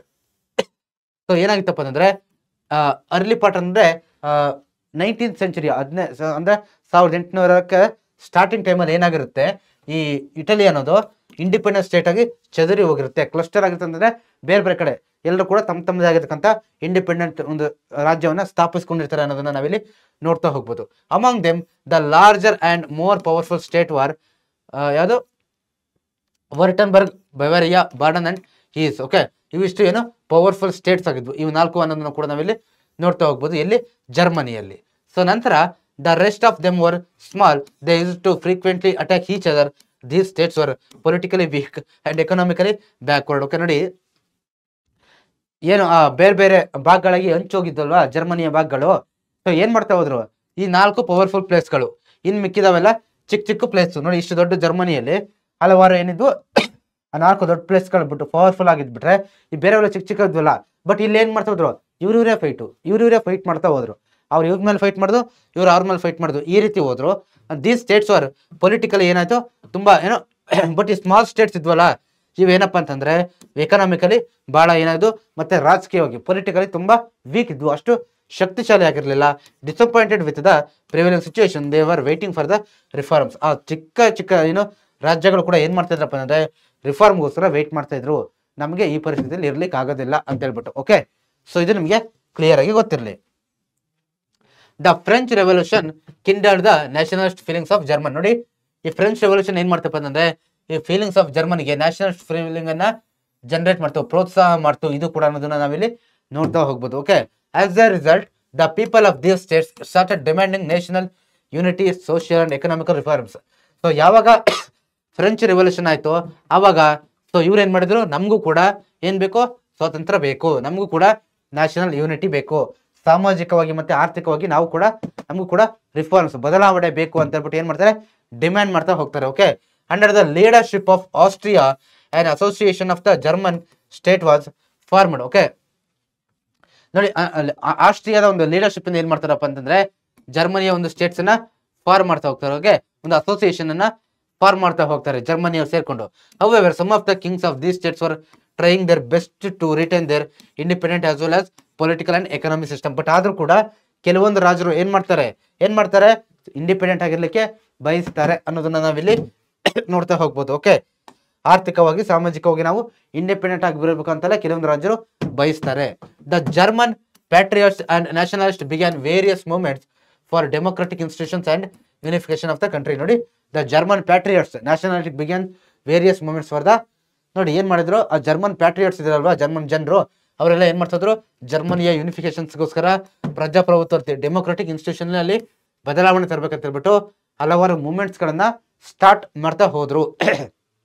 Okay, so ಇದಾದಂತ ಏನ್ ಮಾಡ್ತಾರೆ, but those movements were suppressed and the revolutionaries were made to flee the nation. Okay, ನೋಡಿ, but ಏನಾಗುತ್ತೆ ಆ ಎಲ್ಲ ಮೂವ್ಮೆಂಟ್ಗಳು ಏನಾಗುತ್ತೆ suppressed ಅಂತಂದ್ರೆ ತುಳಿತಕ್ಕಾಗೋದು. Okay, ನೀವು ಹೋರಾಟ ಮಾಡ್ತೀರಾ ಮಾಡಿ, ನಿಮ್ಮನ್ನ ಯಾವ ರೀತಿ ಸ್ಟಾಪ್ ಮಾಡ್ಬೇಕು ನಮಗೆ ಗೊತ್ತು ಅಂತ ಏನೇ ಹೋರಾಟ ಮಾಡಿದ್ರು ಅವ್ರನ್ನಲ್ಲೇ ತುಳಿದ್ಬಿಟ್ಟು ಹೋಗೋರು. ಓಕೆ, ಸೊ ರೆವಲ್ಯೂಷನ್ ಕ್ರಾಂತಿಕಾರಿಗಳಿದ್ರಲ್ವಾ, ಸೊ ಅವ್ರ ಮೇಲೆ ಮಾಡ್ತಿದ್ರು ಆ ದೇಶದಲ್ಲಿ ಏನು ಮುಂದೆ ಬರ್ತಾ ಇದ್ರು ಜಾಸ್ತಿ ಅನ್ನೋದನ್ನ ನಾವಿಲ್ಲಿ ನೋಡ್ತಾ ಹೋಗ್ಬೋದು. Prussia played a major role in these activities and saw economic progress and industrialisation. ನೋಡಿ, ಪ್ರಷ್ಯಾ ಅನ್ನೋದು ಕೂಡ ಇದೊಂದು ಭಾಗ ಪಕ್ಕದಲ್ಲಿ ಬರುತ್ತೆ. ಸೊ ಇದು ಕೂಡ ಏನಾಯ್ತಪ್ಪ ಅಂತಂದ್ರೆ ಅಲ್ಲಿ ಬರ್ತಕ್ಕಂಥ ಒಂದು ಭಾಗ ಏನೋ ಇವರು ಕೂಡ ಮೇಜರ್ ರೋಲ್ ಅನ್ನ ಪ್ಲೇ ಮಾಡಿದ್ರು, ಎಕನಾಮಿಕಲಿ ಮತ್ತೆ ಏನಾಗಿದ್ರು ತುಂಬಾ ಇಂಡಸ್ಟ್ರಿಯಲೈಸೇಷನ್ ಅಲ್ಲಿ ಮುಂದುವರೆದಿದ್ರು ಅನ್ನೋದನ್ನ ನಾವಿಲ್ಲಿ ನೋಡ್ತಾ ಹೋಗ್ಬೋದು. ಓಕೆ, ಸೊ ಯಾವ್ದ್ರ ಬಗ್ಗೆ ಓಕೆ, ಪ್ರಷ್ಯಾದಲ್ಲಿ. ಸೊ ನಂತರ ಇಲ್ಲಿ ಲೈಕ್ ಯಾವ ರೀತಿ ನಾವು ಇಟಲಿ ನೋಡ್ಬೇಕಾದ್ರೆ ನೋಡಿದ್ವು, ಅಲ್ಲೂ ಕೂಡ ಅದೇ ರೀತಿ ಇಲ್ಲೂ ಕೂಡ ಜರ್ಮನಿ ಅಂತ ಬಂದಾಗ ಇಲ್ಲಿ ಬಿಸ್ಮಾರ್ಕ್ ಅನ್ನುವಂಥ ಒಬ್ಬ ಮಹಾನ್ ವ್ಯಕ್ತಿ ಬರ್ತಾನೆ. ನೋಡಿ, ಬಿಸ್ಮಾರ್ಕ್ ಅನ್ನೋ ವ್ಯಕ್ತಿ ಬರ್ತಾನೆ, ಪಿಕ್ಚರ್ ಕೊಟ್ಟಿದ್ದೀನಿ. ಇವರು ಇಲ್ಲಿ ಏನಾಗ್ತಾರೆ, ಇವರು ಈ ಜರ್ಮನಿಯ ಏಕೀಕರಣದಲ್ಲಿ ಬಹಳ ದೊಡ್ಡ ಪಾತ್ರವನ್ನ ವಹಿಸ್ತಾರೆ. Okay, the architect of the unification of the Germany was Otto von Bismarck. He was the chief minister of the king Prussia Williams one. So ಇವ್ರು ಏನ್ ಮಾಡಿದ್ರು ನೋಡಿ, ಆ ಪ್ರಷ್ಯಾದ ಕಿಂಗ್ ಇದ್ನಲ್ವಾ ವಿಲಿಯಮ್ಸ್ ಒನ್, ಅವನಿಗೆ ಏನಾಗಿದ್ರು ಅಲ್ಲಿ ಚೀಫ್ ಮಿನಿಸ್ಟರ್ ಆಗಿ ಕೆಲಸ ಮಾಡ್ತಿದ್ರು. ಓಕೆ, ಯಾರು, ಬಿಸ್ಮಾರ್ಕ್, ಅಟ್ಟೋ ಒನ್ ಬಿಸ್ಮಾರ್ಕ್. ಓಕೆ, ಇವ್ರನ್ನ ನೋಡಿ, ಇವ್ರು ಏನಾಗಿದ್ರು, ಇವರೇ ಜರ್ಮನಿಯ ಏಕೀಕರಣದ ಶಿಲ್ಪಿ ಯಾರಪ್ಪ ಅಂತಂದ್ರೆ ಬಿಸ್ಮಾರ್ಕ್. ಓಕೆ, ಸೊ ನಮ್ಮ ಭಾರತದ ಏಕೀಕರಣ ಶಿಲ್ಪಿ ಯಾರು ನೋಡುವ ಹೇಳಿ, ಕಮೆಂಟ್ ಸೆಕ್ಷನ್ ಅಲ್ಲಿ ತಿಳಿಸ್ತಾರೆ ಅಂತ ಅನ್ಕೊಂಡಿದ್ದೀನಿ ನಾನು. ಸೊ ಜರ್ಮನಿದು ಬಿಸ್ಮಾರ್ಕ್ ಅವ್ರು ಬರ್ತಾರೆ. Okay, Bismarck was aware that to resolve the situation only blood and steel philosophy would work. ನೋಡಿ, ಬಿಸ್ಮಾರ್ಕ್ ಏನನ್ನ ನಂಬಿದ್ರು ಅಂತಂದ್ರೆ, ಸೊ ನಾವು ಯೂನಿಫಿಕೇಶನ್ ಆಗ್ಬೇಕಂತಂದ್ರೆ, ಓಕೆ, ಈ ಸಿಚುವೇಶನ್ಗಳು ಈಗಿರ್ತಕ್ಕಂಥ ಪ್ರಾಬ್ಲಮ್ ಎಲ್ಲ ನಾವು ರಿಮೂವ್ ಮಾಡ್ಬೇಕಂತಂದ್ರೆ ಓನ್ಲಿ ಬ್ಲಡ್ ಮತ್ತೆ ಸ್ಟೀಲ್ ಇಂದ ಮಾತ್ರ ಸಾಧ್ಯ. ಬ್ಲಡ್ ಅಂದ್ರೆ ರಕ್ತವನ್ನ ಹರಿಸ್ಬೇಕು, ಹೋರಾಟ ಮಾಡಬೇಕು ಸ್ಟ್ರಾಂಗ್ ಆಗಿ ಅನ್ನೋದನ್ನ ಮಾತ್ರ ಅವರು ನಂಬಿದ್ರು. ಓಕೆ, ಅವ್ರಿಗೆ ಸಾಫ್ಟ್ ಮೂವ್ಮೆಂಟ್ ಆಗ್ಲಿ, ಸಾಫ್ಟ್ ಹೋರಾಟ ಮಾಡೋದು ಯಾವ್ದು ಕೂಡ ಅವರು ಬಿಲೀವ್ ಮಾಡಿರಲಿಲ್ಲ. Blood and steel philosophy meet war tactics. ನೋಡಿ, ಇದನ್ನೇ ಬ್ಲಡ್ ಕೊಡ್ಬೇಕಂದ್ರೆ ಏನ್ ಮಾಡ್ಬೇಕು, ವಾರ್ ಟ್ಯಾಕ್ಟಿಕ್ಸ್, ವಾರ್ಗಳನ್ನ ಮಾಡಬೇಕು, ಯುದ್ಧ ತಂತ್ರಗಳನ್ನ ಮಾಡ್ಬೇಕು ನಾವು. Towards this end he built a powerful army. So ಇದಕ್ಕೋಸ್ಕರ ಏನ್ ಮಾಡ್ತಾರೆ, ಒಂದು ಪವರ್ಫುಲ್ ಆರ್ಮಿಯನ್ನ ಇವರು ಸ್ಥಾಪನೆ ಮಾಡ್ತಾರೆ. His next aim was to drive out Austria from German states association. ನೋಡಿ, ನಾನು ಲಾಸ್ಟ್ ಅಲ್ಲಿ ಹೇಳಿದ್ನಲ್ವಾ, ಜರ್ಮನ್ ಅವರು ಏನೋ ಈ ಆಸ್ಟ್ರಿಯಾದವರು ಜರ್ಮನ್ ಜೊತೆ ಸೇರ್ಕೊಂಡು ಒಂದು ಅಸೋಸಿಯೇಷನ್, ಒಂದು ಸಂಘವನ್ನು ಫಾರ್ಮ್ ಮಾಡಿರ್ತಾರಂತ. ಬಟ್ ಈ ಬಿಸ್ಮಾರ್ಕ್ ಅವರ ಗುರಿ ಏನಾಗುತ್ತಪ್ಪ ಅಂತಂದ್ರೆ ಆ ಆಸ್ಟ್ರಿಯಾವನ್ನ ಆ ಜರ್ಮನ್ ಅಸೋಸಿಯೇಷನ್ ಇಂದ ಆಚೆ ಓಡಿಸೋದು ಇವರ ಏನಾಗಿರುತ್ತೆ, ಗುರಿ ಆಗಿರುತ್ತೆ. ಓಕೆ, ಸೊ ಅದಾದ ನಂತರ Bismarck desire to merge two small states of Schleswig and Holstein which were under the control of Denmark. ನೋಡಿ, ಡೆನ್ಮಾರ್ಕ್ ನ ಅಂಡರ್ ಅಲ್ಲಿ ಇದ್ದಂತ ಈ ಎರಡು ಸ್ಟೇಟ್ಸ್ ಗಳನ್ನ ಏನ್ ಮಾಡ್ತಾರೆ, ಜರ್ಮನಿಗೆ ಸೇರಿಸಬೇಕಂತ ಬಹಳ ಒಂದು ಇಂಟೆನ್ಷನ್ ಅನ್ನ ಹೊಂದಿರ್ತಾರೆ. He achieved his aim by associating with Austria. Later, Bismarck made an agreement with Italy, according to which, in the event of war, Austria he would seek their support. Okay, so final ಆಗಿ ಏನ್ ಮಾಡ್ತಾನಪ್ಪ ಅಂದ್ರೆ ಇವ್ರು ಏನ್ ಮಾಡ್ತಾರೆ, agreement with Italy, according to which in the event of war with Austria he would seek support. Okay, ಇವನ್ ಏನ್ ಮಾಡ್ತಾನೆ, ಆಸ್ಟ್ರಿಯಾದವರ support ಅನ್ನು ಪಡ್ಕೊಂತಾನೆ ಅನ್ನೋದನ್ನ ನಾವಿಲ್ಲಿ ನೋಡ್ತಾ ಹೋಗ್ಬೋದು. Okay, the well formed German armies defeated the Austria in the year 1886. Okay, 1866 ಅಲ್ಲಿ ಈ ಜರ್ಮನ್ ಆರ್ಮಿ ಏನಾಗುತ್ತೆ, ಆಸ್ಟ್ರಿಯಾವನ್ನು ಸೋಲಿಸುತ್ತೆ.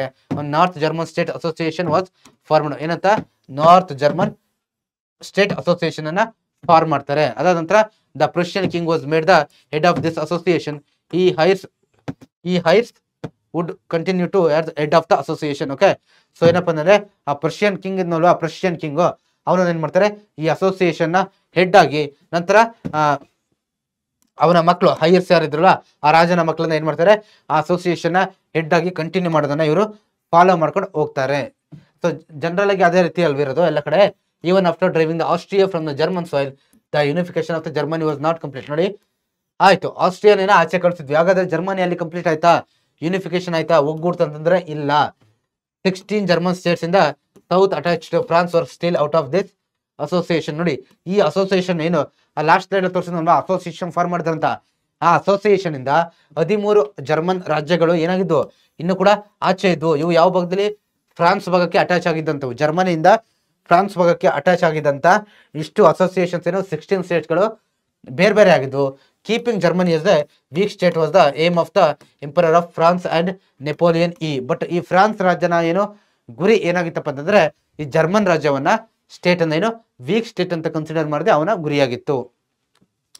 ಸೊ ಫೈನಲ್ ಆಗಿ Bismarck realised that the war was inevitable with France to achieve unification of Germany.